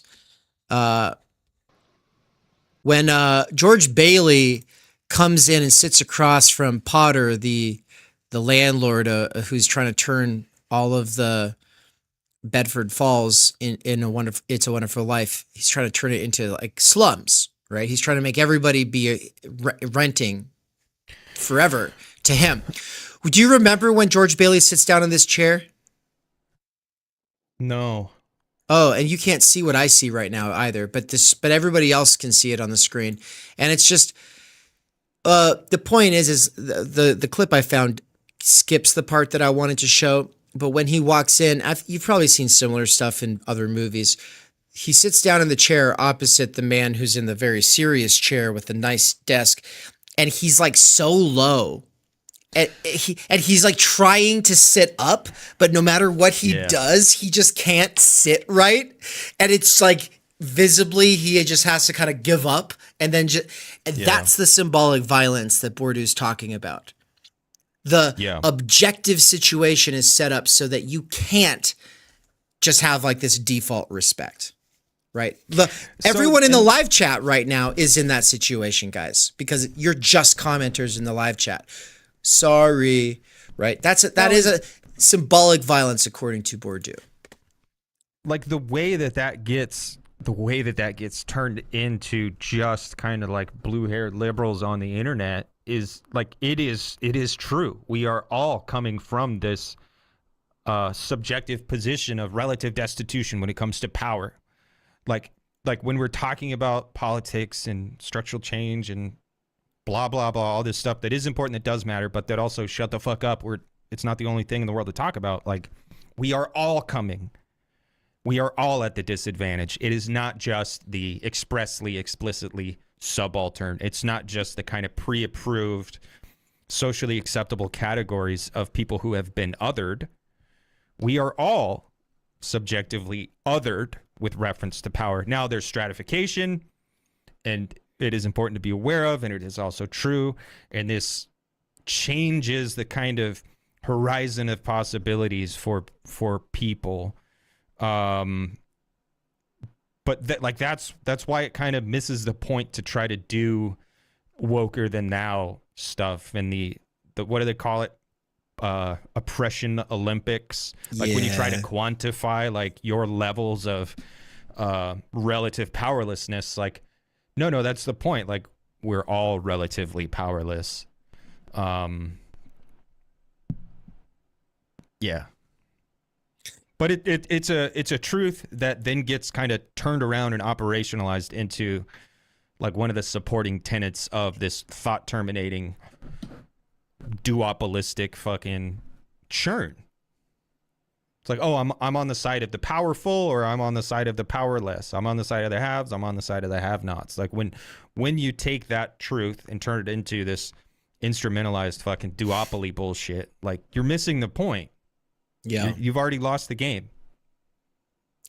I wanted to say some words of comfort to Boo and Kevin here in the live chat. Boo said the Overton. No, where did Boo say it? He said something that I wanted to read, and it's not those things. So Weird Solowski said, "Good example." Wait, who just said that this sucks? Well, Kevin said it hurts, and so basically, I think maybe what I was trying to read got deleted. But basically, we got a couple people being like, "Yeah, it does suck." The live chat is like a disparaging position to be in. And I don't make it any easier, because I'm not going to sit here and lie to you. In fact, when I sit here and engage with it and try to convince you that there's a certain way of operating that would be beneficial for us all, or remind you there's your opinion and then there's your opinion, and this is a live chat, so I don't give a fuck about your opinion, but you can ask better clarifying questions. When I do that whole discourse and then Benjamin comes in with his like, well, I don't engage with the chat. I don't read the chat. I don't look at that. I just couldn't. I would go crazy. When he's doing that, it's almost, I think, a bigger slap in the face, because it's like this bigger reminder, you don't matter, is what he's saying. Yeah. Like he's saying that. Now, of course, he would say, well, there's all kinds of ways for people to matter, right? There are ways. He cares about the ways for people to matter, which is to say, we care about the conditions of possibility for a dialogue, for a conversation, for a critique. And the point is like, this ain't it. This live chat, I'm sorry, if you've been sold the idea that this is it by other platforms that are, or like influencers who are very happy to like pat you on the head and act like the relationship could be equalized by treating you as though it's equalized when it's not, well, then that's just some bullshit. What were you going to say, Nance? I was going to say, first of all, Boo's most recent comment, actually, when you engage, you nullify the violence of it. The alienation is nullified. No, that's not true. You're doing this fucking simulation of that. It's just pretend. It's still just pretend. It's still just the violence. But here at Theory Underground, we do a thing. We do this operation. And it's not just rhetorical. It's actual. And we're building the sixth wall. And I'm not even going to unpack that yet because I think we should fucking write about it. But what we're doing is we're building the sixth wall. And we're actually showing you that there is a way for you to join in the conversation. So when we do kind of call it out and point it out and make reference to it and say either good question, good point, or we say shut the fuck up, you're derailing, or the myriad of responses in between those two poles. All the things we've tried. Yeah. But we're also saying, like, if you care, if you want your voice heard, follow these easy steps to become part of the conversation. Like, the live chat doesn't matter. The comment section doesn't matter. But you can join the conversation. Like, you can get yourself kind of up to date and up to speed. And you can join the ongoing conversation. That is us nullifying the violence of it. And it's real. There's a real pathway to join the conversation. There really is. Well, like, and that's why it matters to become a subscriber and actually read the books for real and show me your work and show me your homework so I can trust that you actually understand enough that we can be mutually intelligible. Like, all these things, like, yes. Like, the most extreme example of someone thinking they're having a conversation when they're not is when the person says, I disagree with Benjamin on this. Oh, cool, man. You know, it's funny because he said a lot of things, and now you just said on this. And of course, you might mean the sum total of the things that he said in that period of time. But if that's true, you have not demonstrated that you understood what he was saying in the first place. And we're all to act as though you do understand. I mean, of course, like, it's asking for a response that says, oh, really? What part? And how? And we're not going to play that game. We're not going to play that game. Yeah. And it is a game because until you could show that you've been following our work and that you've gotten to some extent on the level, then yeah, what are we talking about? Like, how are you going to disagree with gerrymandering Befindlichkeit? Like, Jesus fucking Christ, we haven't made public like a lecture on that the way we did the PCFM. Like, you can go disagree with like 5 of my claims about changes in the working class situation between when Marx was writing and now by watching that lecture. But if you want, but I mean, even then you haven't read McLuhan necessarily, right? You haven't registered what is really at stake or what the repercussions of his intervention are. And so, but the other extreme example is the opposite. Nance didn't sit there and say from the, I disagree with that. I disagree with that. Oh, well, I have this book. You should read this book. And like do this sort of tit for tat sort of thing that people try to do in philosophy groups. They do it locally too, by the way. When I organized locally over the last 10 years, both up in North and South Idaho, it's like there's always the dude who looks like he's just coming off of like 3 weeks of cooming and like and that he just wants to like assert something after everyone has said something. So it's like every person wants to say something, but he always has some contribution to put in after everyone is. And it's like, and I'm over here like, I'm holding on to, without notes, not only what everyone has said and where we've been, but also all the things that we have to get to within this time span. And this dude is completely unaware of that. And this dude is like this sort of archetypical coomer who always comes up, not just in the chat, but also in IRL organizing. And so anyway, with all that said, the symbolic and violence inherent to the dynamic between us here is one that Nance has somewhat overcome. Now, not really. Does he have health care? Does he have ownership rights? Does he have the ability to do as he wants to with this platform? No, like there's still like orders of magnitude of necessary asymmetrical, non-egalitarian reality. And then of course, like we try to have some kind of egalitarian spirit between us, which is just normal American respect, by the way. But the point is that these conditions of, it's not some leftist shit. This is just a normal American respect, right? But the point is that Nance came from the chat. This is something we have never explained on Why Us before, and so it's worth just touching on. Like Nance was like any of these other names in the chat for months and months and months until I saw him in the first session of the Idea of the University course in 2023. Yeah. Which is how you can, to some extent, get on the level and then make your interventions. And he's made his interventions, and there's plenty more coming. And they're ones that I actually have to grapple with. I have to think about and reference to all the time. Thank God I don't have to do that with that kind of seriousness with everybody who just comes by and says something, right? Now, if Americans make it stupid, I don't think the French do. The violence that they're talking about is the relations of production necessary for reproducing the mode of production. That is a real violence. It's the same thing as like when Levinas is talking about the violence of totalization.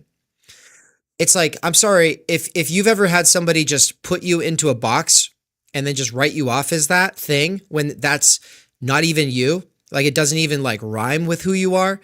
And so you're being misperceived and reduced and written off.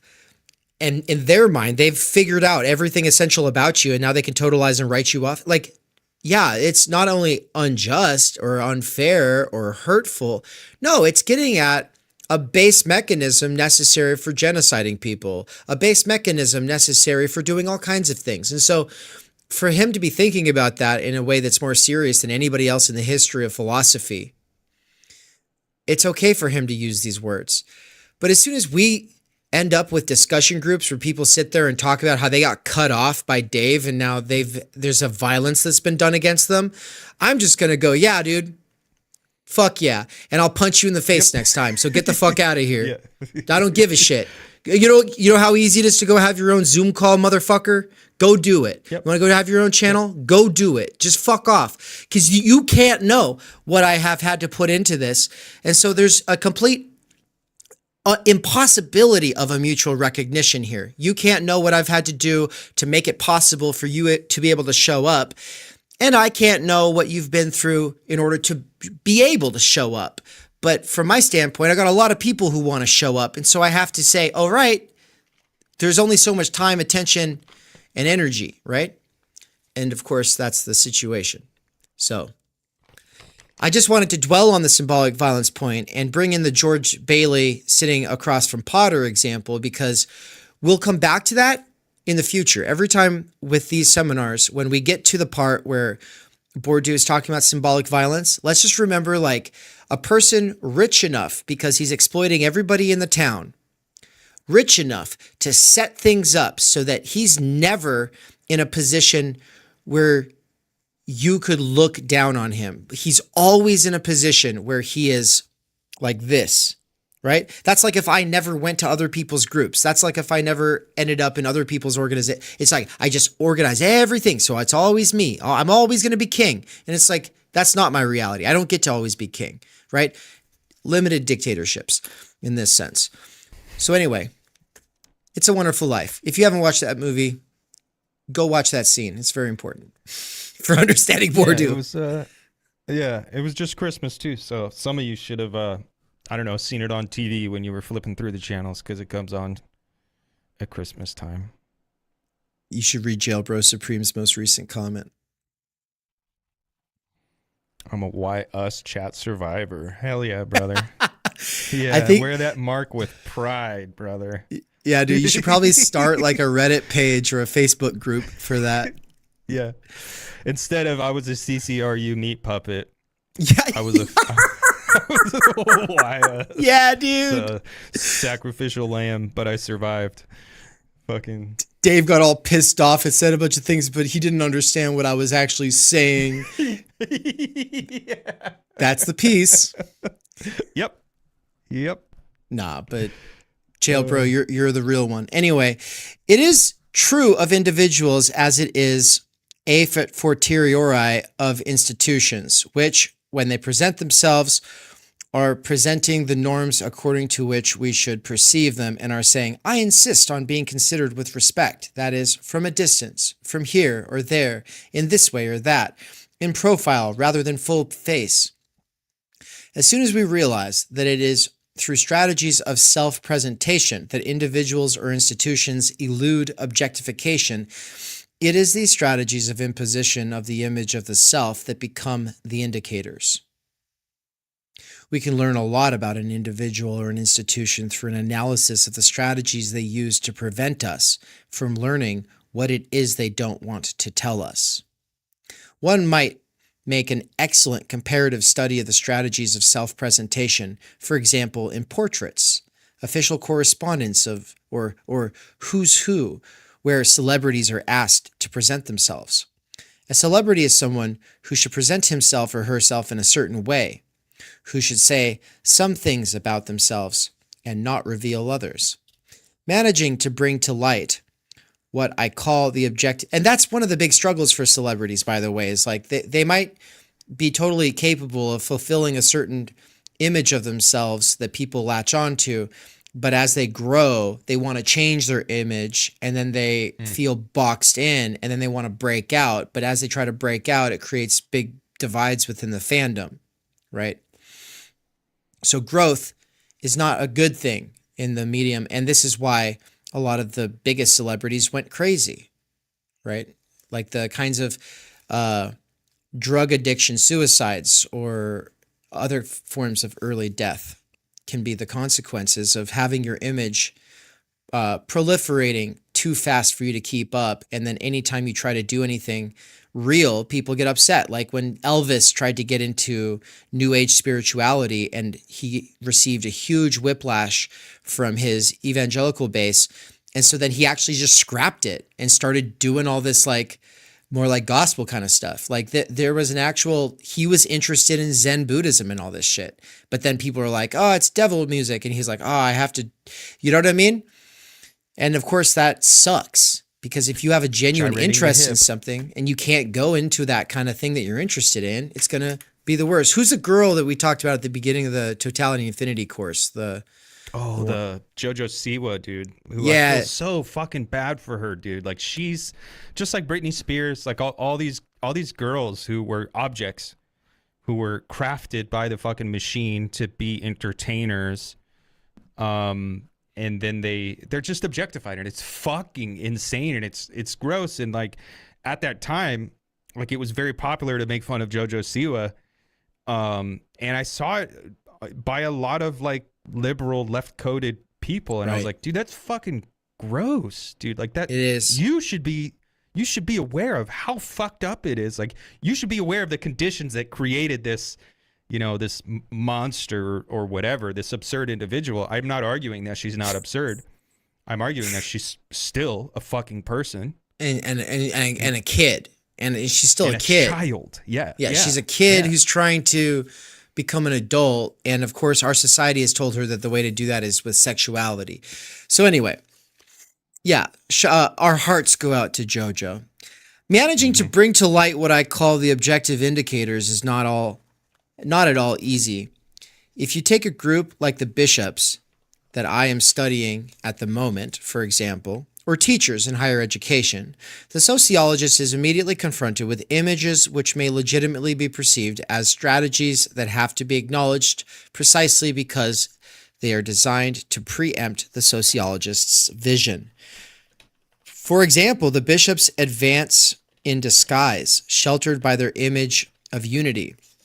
Commenting on a sociological inquiry in Informations Catholiques Internationales, a canon says that bishops are all the same, that there are just minor differences between them, but nothing very important. Sociologists echoing Informations Catholiques Internationales, using the same statistics, will repeat that it is a very homogeneous population, retranslating it into scholarly language and speaking of mean and median rather than simply average. This is what the sociologist is up against. This strategy of manipulating one's self-image can be very sophisticated when handled by an institution aware of itself and aware of the fact that its power base is rooted in the symbolic. I'm going to underline the fuck out of that, because institutions that are aware of themselves, it would stand to reason that not all institutions are aware of themselves, or at least we could also do that thing where revealing is concealing. So you could have an institution that is very aware of itself in certain ways and very unaware of itself in other ways.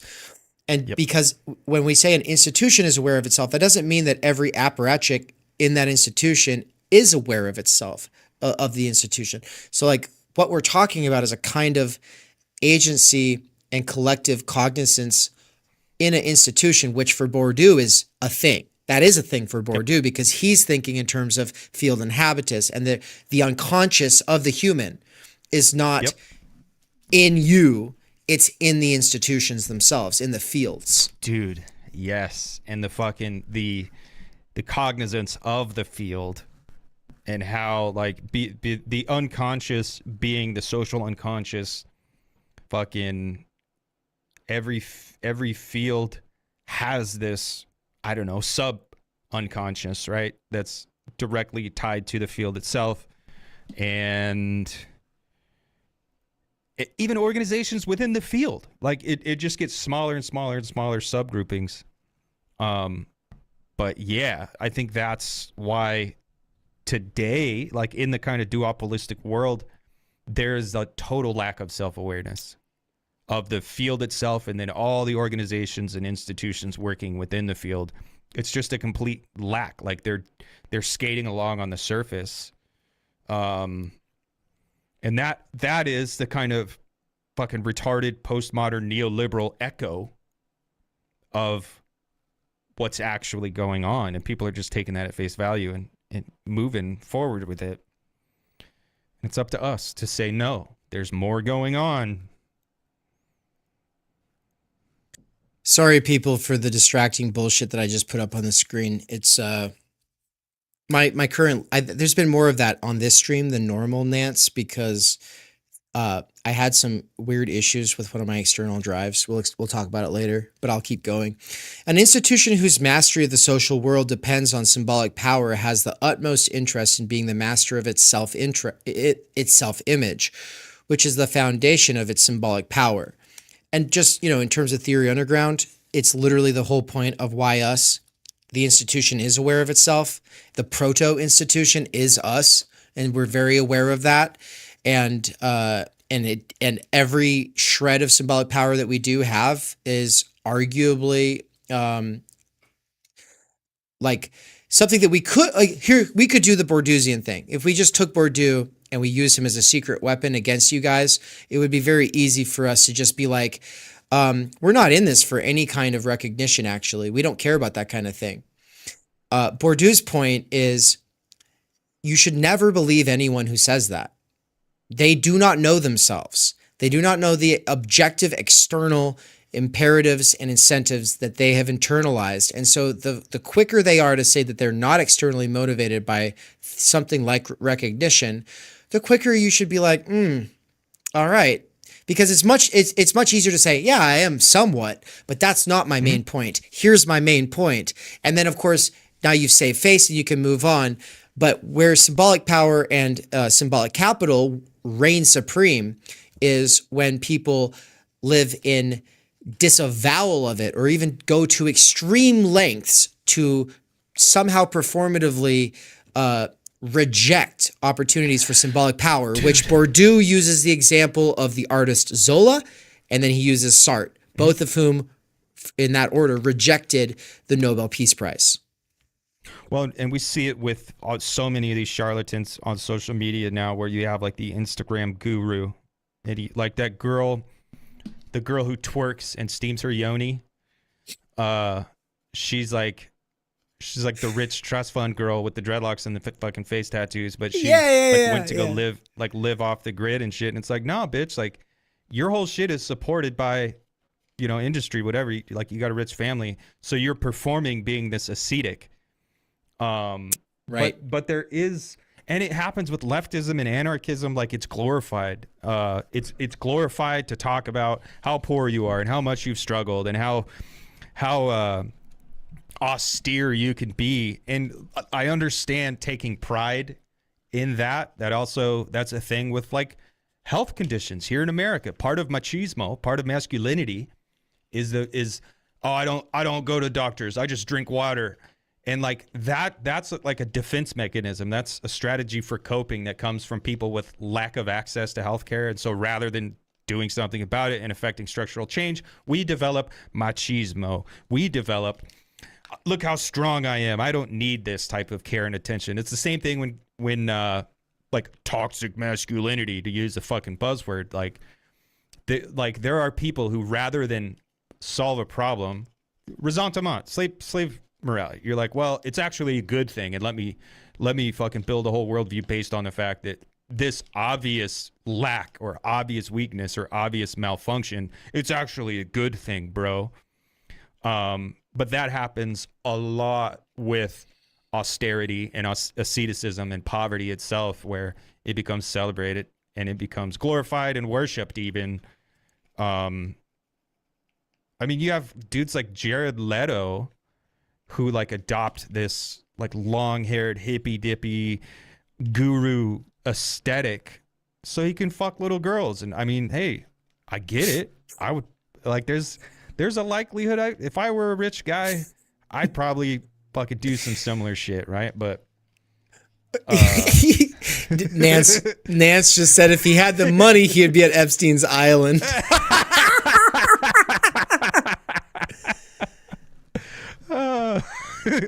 Dude, on that note, do you know Oh, who Whitney God. Webb is?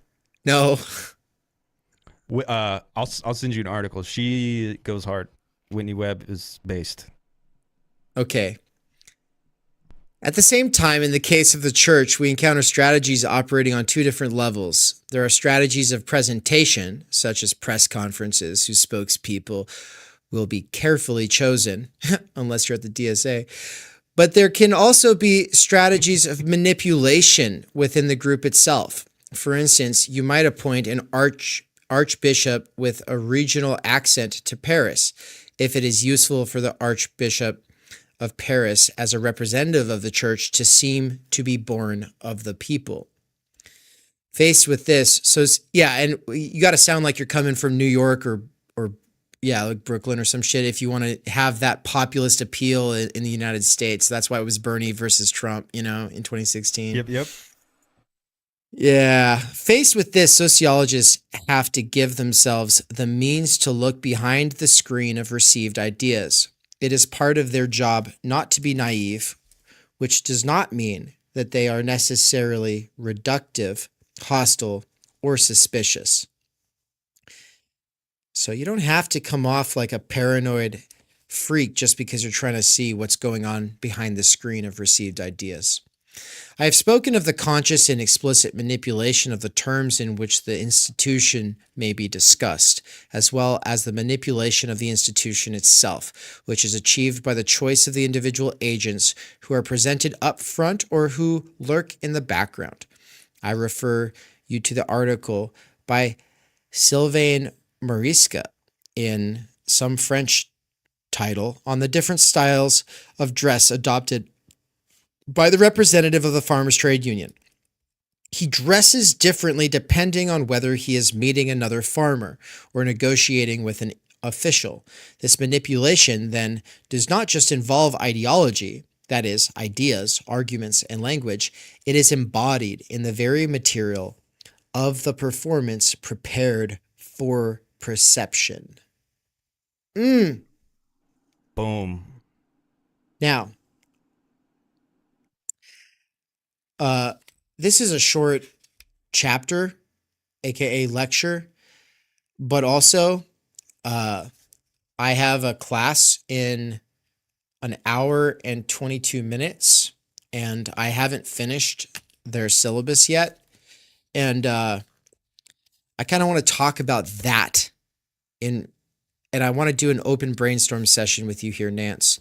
And so I say we end the screen share and just go regular why us mode, because I feel like what Bourdieu did for us here was get us back on the wavelength. There's a moment that you and I opened up with episode 1 here, and I want to take a few of the threads from that moment and bring them back into this so that people are slapped out of the now and brought here to this moment that is asynchronously simultaneous for everybody who is inhabiting it, right?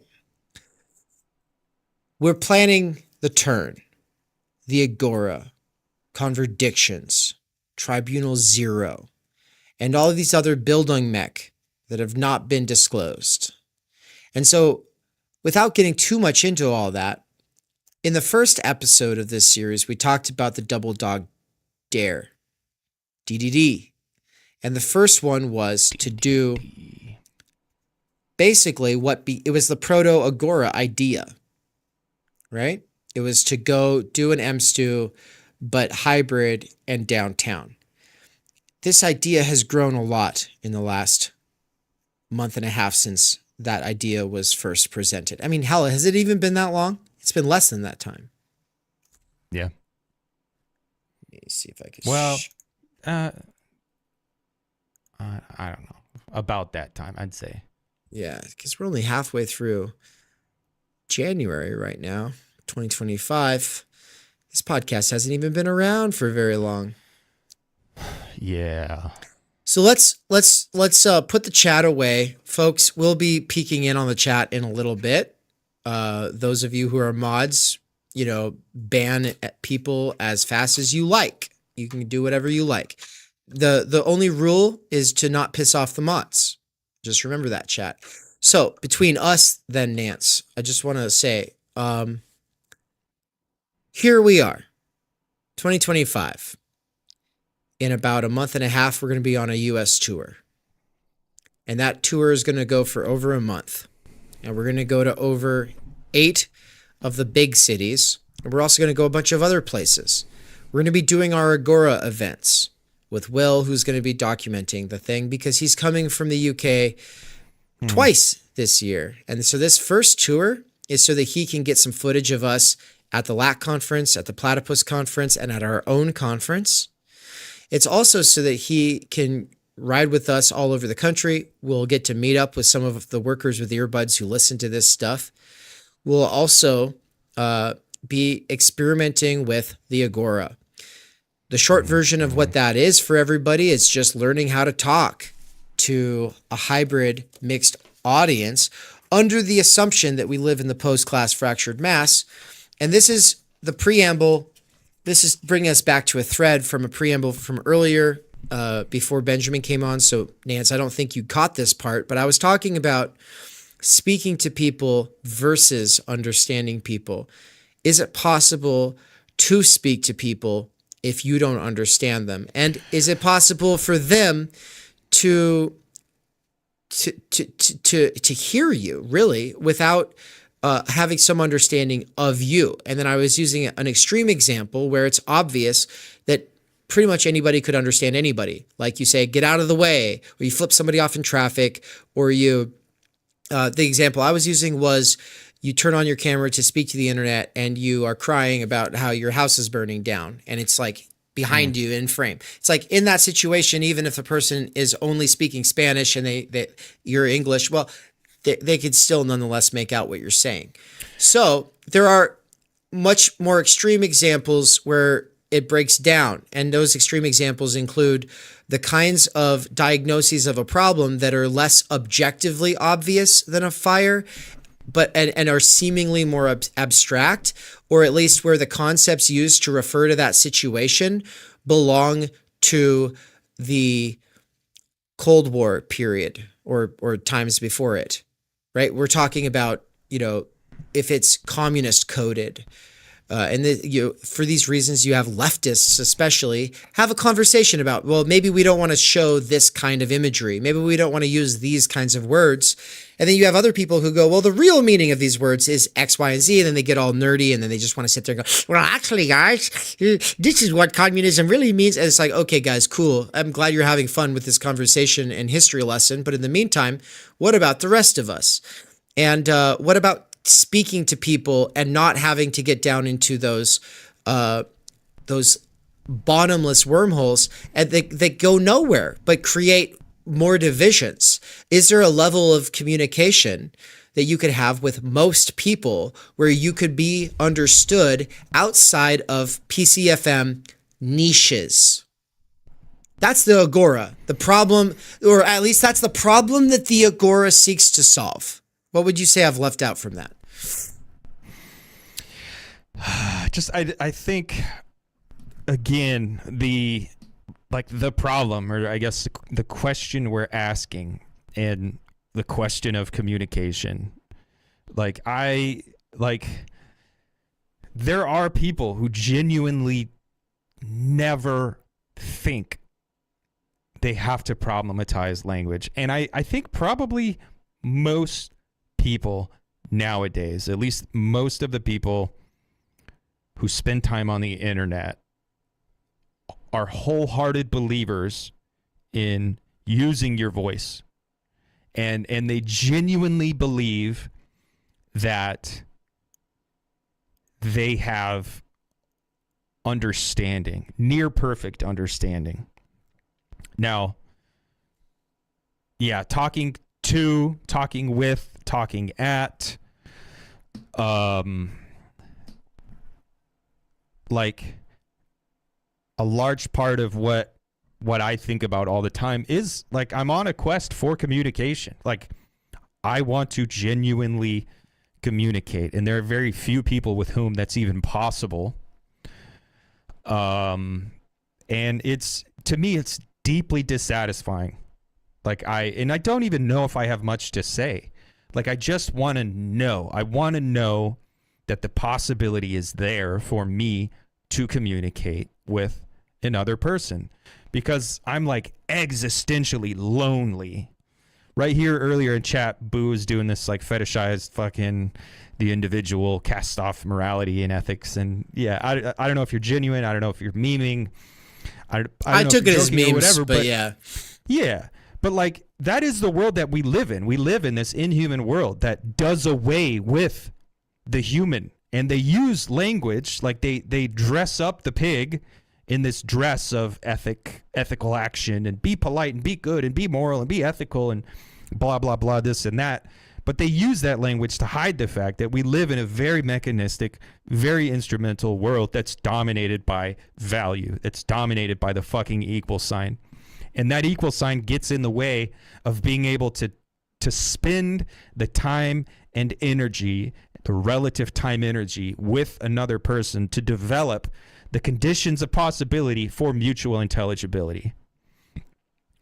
So you could say that all of everything is a project to facilitate communication. And that, you could say that. It's not necessarily true, but that is a way of kind of understanding. And Like it is true.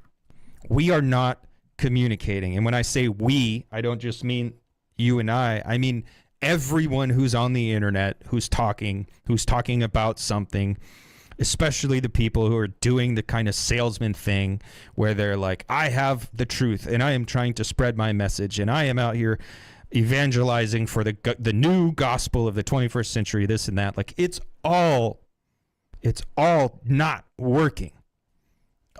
Which is why we need to build structures to create conditions of mutual intelligibility.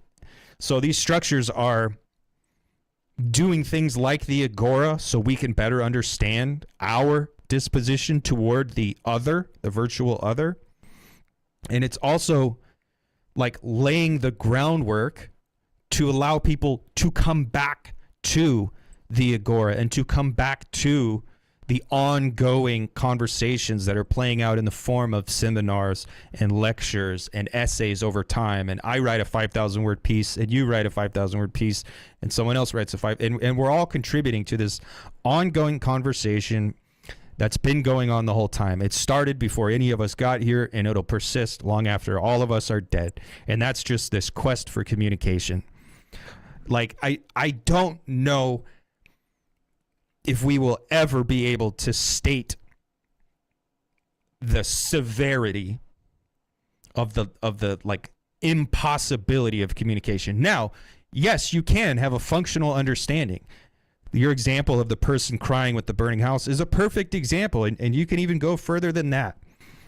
Yes, we have functional understanding, and this plays very well with functional illiteracy, where like the modern subject is functionally illiterate. You don't need to pass a certain threshold of depth to get good enough, to get proficient enough in whatever activity it is that the equal sign demands of you, because our lives are determined by the necessity of production, consumption, and exchange. And that's it. And it doesn't matter if you're a yoga instructor on Instagram, or if you're a fucking coder who works for the State Department, or if you're a fucking dude who sells hot dogs in a cart on the road. It doesn't matter what you do. Social being is determined by this necessity. And we are actively seeking out other methods of social being. We are actively seeking out self-actualization. We are actually seeking out concreticity. Like we're out here doing all this stuff.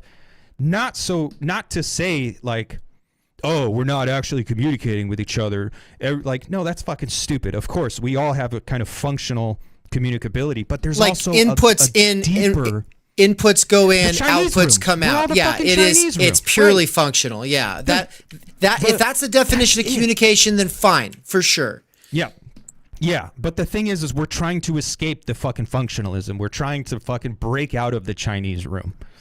And there is a deeper world of shared meaning that actual communication represents.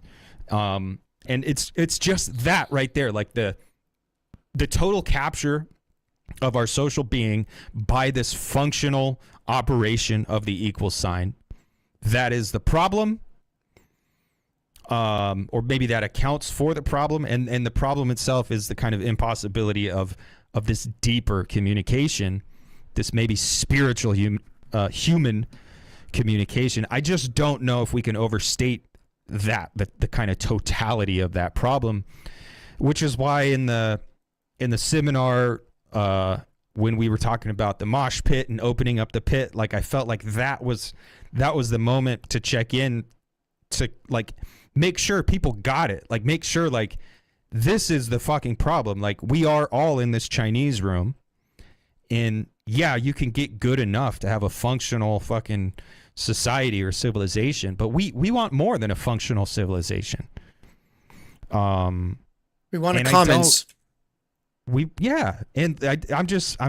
I'm tired of people thinking that they're actually doing the thing when they continue to just skate on the surface and do the functional thing. And I hate it. I hate the fact that people are conditioned to use your voice. And it's like, you're not using your voice. And in fact, you're reinforcing and even reifying the conditions that are standing in the way of you being able to actually use your voice. when you perform the usage of your quote unquote voice. I fucking hate it. And that's all this shit is. That's activism. That's fucking performative fucking politics. That's conspicuous acts of belonging and problematization. And I am this and I represent this X category of person and I will be the chosen representative of X people.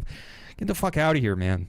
We're all singularities and we're all fucking isolated and we're all trying to fucking converge around a commons that doesn't exist. We have to bring it about. We want to sit around the campfire. We have to light the fucking fire first. And all these people are out here pissing on our fucking fire pit. Yeah. Well, that's because they think that interjecting after every other person in the circle says something is this. It's this communication model that is tit for tat.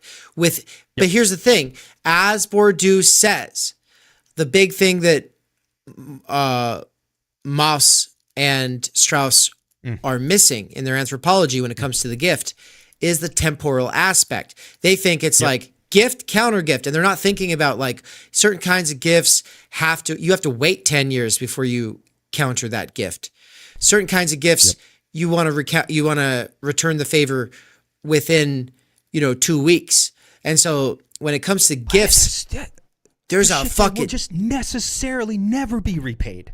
There's the function or the role of the like whatever the gift is, it's not for reciprocation. It's for the bond itself. It's for the belonging itself. And like that is a temporal fucking proposition as well, because it's like this is bonding you and I together from now until infinity. So with that said, guys, and by the way, yes, it is bonding us not just for infinity, but we are eternally in this moment. Yeah. And so with this moment that we've been building out here with Why Us and these B-sides we're doing to my seminar, it's a very, very special thing. Now that we're going on our third tour, Nance and I. Now we've done two. We did the US tour, we did the European tour. Now we're doing 2 US tours this year. And with the first tour, which is coming up so soon, the Agora is a way that we are actively making an intervention because of the PCFM thesis. Now, with the PCFM thesis, as well as all of our experiences from the last 2 tours, which was also part of how this thesis formed, not to mention the theory we were reading along the way, of course, we are now in this position where not only do we want to practice this Agora move, which is to say, create a space, imagine a canopy over a rug with some chairs and some lighting and some music equipment and some projection. So like people see, it's like Theory Underground, but it's like a real space that people are walking past, and we are hyperstitioning the brick and mortars that will pop up later on. And we are there IRL as the actual tipping point or the spearhead for this new sort of convergence or implosion of the medium into reality. But also we're practicing speech and practicing thinking out loud with others, where those others are distracted and don't necessarily have the same sort of priors that we do. And not like standing there like yelling into a crowd, trying to offend people and bring out the 1% who's going to join your church like a street preacher does, but the exact opposite in very crucial ways, right? Without getting into all those ways, because that's all the stuff of a seminar that just happened, I don't even want to dwell on the Agora anymore. All of this was brought up as a way to just say, what are we going to do in terms of getting to know people? What are we going to do in terms of actually checking the pulse and feeling out the contours of the PCFM? We want to discover the force fields already there in these people's lives that they live their lives in reference to. It's one thing for us to go ahead and assert the PCFM thesis, and that's why Marxism has lost the plot. It's another thing for us to do some kind of a research that gives us confirmation for our biases and proves the point that we're looking for. It's another thing to get real data that can be used by anybody and also actually helps us, but also is done in such a way where it's obvious that we're not just out here trying to bolster up something that was our prefigured idea. Where, like the questions where you go and you stick the microphone in their face and you say, what class do you belong to? The proletariat or the bourgeoisie? Come on, guys. And so socioanalysis is something we do on ourselves so that we can take the concepts that are the most important for how we think about the social world and also our own motivations, and we can hold those up to some kind of a magnifying glass so we can get some kind of a critical distance on ourselves as researchers going into the field. But when it comes to social research, when it comes to actually collecting data, we're talking about usually interviews that are as good or as bad as the research instruments developed prior to and then through that process. Well, not to mention, for probably a large number of people, you and I would be off-putting, and you and I would kind of color, and we would foreclose on a lot of opportunities just because we have resting worker face, and we have an edge in our voice, and we use profanity, and we're and look, that's not to say we're retards. I think both of us are pretty good at code switching and being able to be presentable and well put together, but at the core there's something uncouth about us, and it would just turn some people off. Yeah. But us being aware of that, like doing things with people where instead of shoving a camera and a microphone into someone's face or a questionnaire and saying answer these questions, like actually sitting down with people and having a conversation over a meal and kind of getting in a moment that I think the idea, at least when I think about it, is that we can reach a moment of durée. And durée is something like a flow state. Like durée gets it's pretty much a flow state. We're all familiar with the flow state, but what I mean is that we can enter a situation. We can enter a situation with someone that's non-instrumentalized, but that fully engages us in a way that allows us to kind of cast off some of these, cages or chains that might otherwise keep us locked into a certain disposition. Like when I'm walking down the street, I have a certain disposition. I'm like, well, this is the part of town I'm in. These are the type of people I might run into. This is the outfit that I'm wearing today. So I have to be aware of how other people might take me, you're aware of all this extraneous shit that actually funnels your communication into a very narrow field of possibilities. But if you create a situation, big word guys, situation, where you can let your guard down with an other and actually engage with them more casually, and how might you be able to do that? Well, maybe sitting down and having a meal with someone would be a better way to do that than just shoving an instrument in their face and saying, respond to these questions.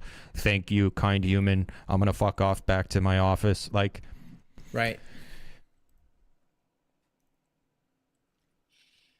So I think that's a really important element of all of this. The meal, the humanness, but also it's really easy. And I had a podcast for a couple of years called People in Our Lives. It was 3-hour conversations with just people in our lives. This has been a theme of mine, trying to understand the people in my life, but also making them intelligible to the other people in my life, since most of the people in my life wouldn't hang out, and so that's a very interesting thing. That's a very interesting problem, and it makes me very keen on the PCFM thesis. But what I'm really driving at is if there's good questions versus bad questions, or questions that produce more useful answers or dialogues than worse ones. This question of method goes beyond should it be 10-minute, 30-minute, or 3-hour conversations? Should it be a mixture of all those things? Should we make sure that we have, a ratio of those different kinds of interviews at every city that we go to? Should we do some kind of control where we do the same style of and length of interview, but in rural regions, ghetto regions, national park regions, other country regions? What do we have to do to make this like knowledge in a sort of sense that is genuinely useful for our ends? And also, if it's useful for our ends, it has to be self-legitimating in a sort of sense where other people look at the thought that went into the instrument and they go, oh, that's real social research these guys are doing in the underground. Oh, this alien anthropology thing, that's crazy. Treating Americans like they belong to some other time or some other culture, that's crazy. And it's like, yeah, because people think that they are a part of a society. They believe that they are a part of a people. Yep. They believe that they're a part of America. They believe that they're a part of the left or right. That makes them, to me, as weird as Aboriginals, except at least there, they look different. So it's more obvious. But here, people, there, I'm an outsider and it's obvious. Here, I'm an outsider, but it's not obvious. And they assume they know where I'm coming from, but they don't. And you're instrumentalized from their perspective. Right. That's the problem I feel and I want to work through. And I guess I wanted to say this, guys. So if you're a part of the McKerracher seminar right now, if you have been along for the ride, I want you to be able to participate in what I'm about to say. If you are at the gold level or higher, you get to. If you have been around long enough and you've already done a bunch of this stuff with me, well, then you get to because you're kind of grandfathered in. But basically, this is what the plan's going to be. So it's not just the McKerracher seminar anymore.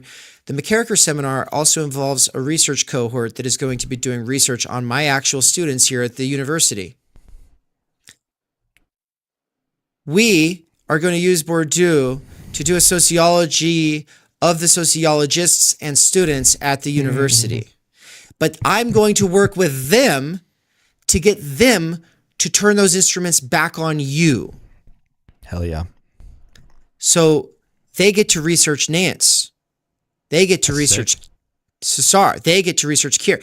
We're going to develop a back and forth between Theory Underground and my two classes on campus for this semester. And I am weaving my seminar through their courses and the why left, what's right, why us. And I'm basically bringing them all in, kicking and screaming if necessary. They don't have to talk. They don't have to be out on the internet, but they're going to be present to Benjamin breaking down what is society. They're going to be present to me and Nance talking about this stuff as early as next week, but we'll see. And if this sounds like research that you're excited about, if this sounds like something you want to get involved with, then get in now. But with that, that's fucking sick as fuck. Yeah. It's going to be fun. Sick as fuck. That's super sick, dude. Your university students are lucky. I think I've stated boldly that the Theory Underground subscribers and members and cohort and developing milieu, I think I've stated that we're all lucky. But yeah, I think your university students are fucking lucky as well. I don't think they're getting this exposure to this level of thought itself. The overwhelming majority of other institutions and other kind of educators, I think it's fucking radical, and I mean that as a compliment, not as in a bad way. I think it's actually fucking radical. And this back and forth we're going to create here in the next couple weeks is going to help us develop the instrument we need to take across country.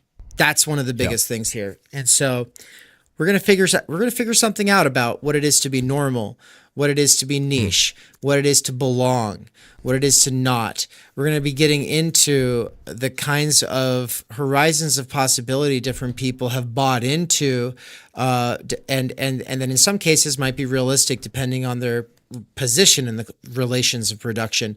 But in a lot of cases is that they've copied and pasted someone else's idea, someone else's horizon of possibilities, and now they're living it out, and their expectations are meeting against something that is leaving them very burnt out, very depressed. And, there's a way that theory can just clear your head when it comes to that kind of thing. Of course, not with leftism, because those expectations are absolutely impossible and a waste of time. But with everybody else, like getting clear on your expectations and what's ideal and coming up with something a little bit more realistic where there's actual forward motion and not just co-option from ideas that are over 100 years old. Yeah, there's some real possibilities here. And so, folks, get in, get on, or get out. Catch you on the flip side. Boom. Peace. Peace out, yo. Yeah, that was fun. That's a good one. Dude.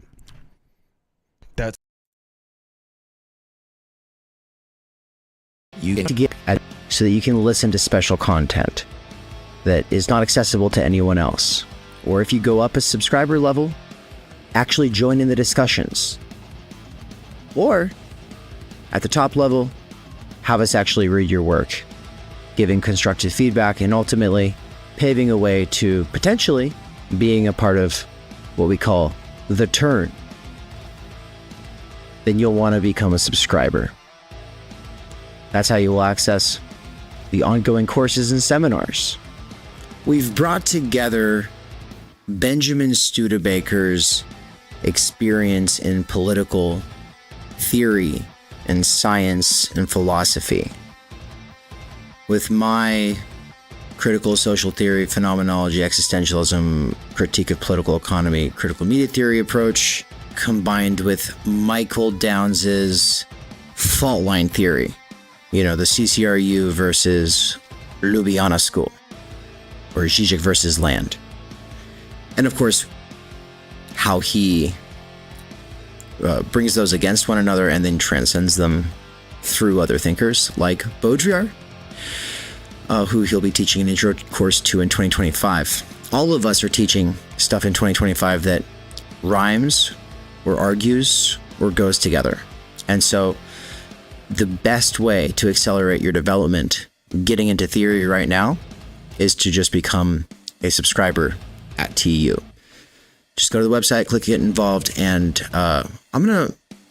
what I'm about to play for you all is a really special moment from our documentary that we're working on, an interview where Benjamin explains why he's supporting Theory Underground and getting involved as a active member here at the core of the teaching team. Yeah, so the thing that I notice is that a lot of people criticize the university, they criticize the left, they don't build an alternative institution. They will go, the university sucks, but you know what's great? Substack and Patreon and YouTube, and they'll lean into that. But that is a negation, right? You guys don't do that. You guys are interested in sublating the university within the newly emergent media. Or you could frame it the other way, sublating the newly emergent media within the university, right?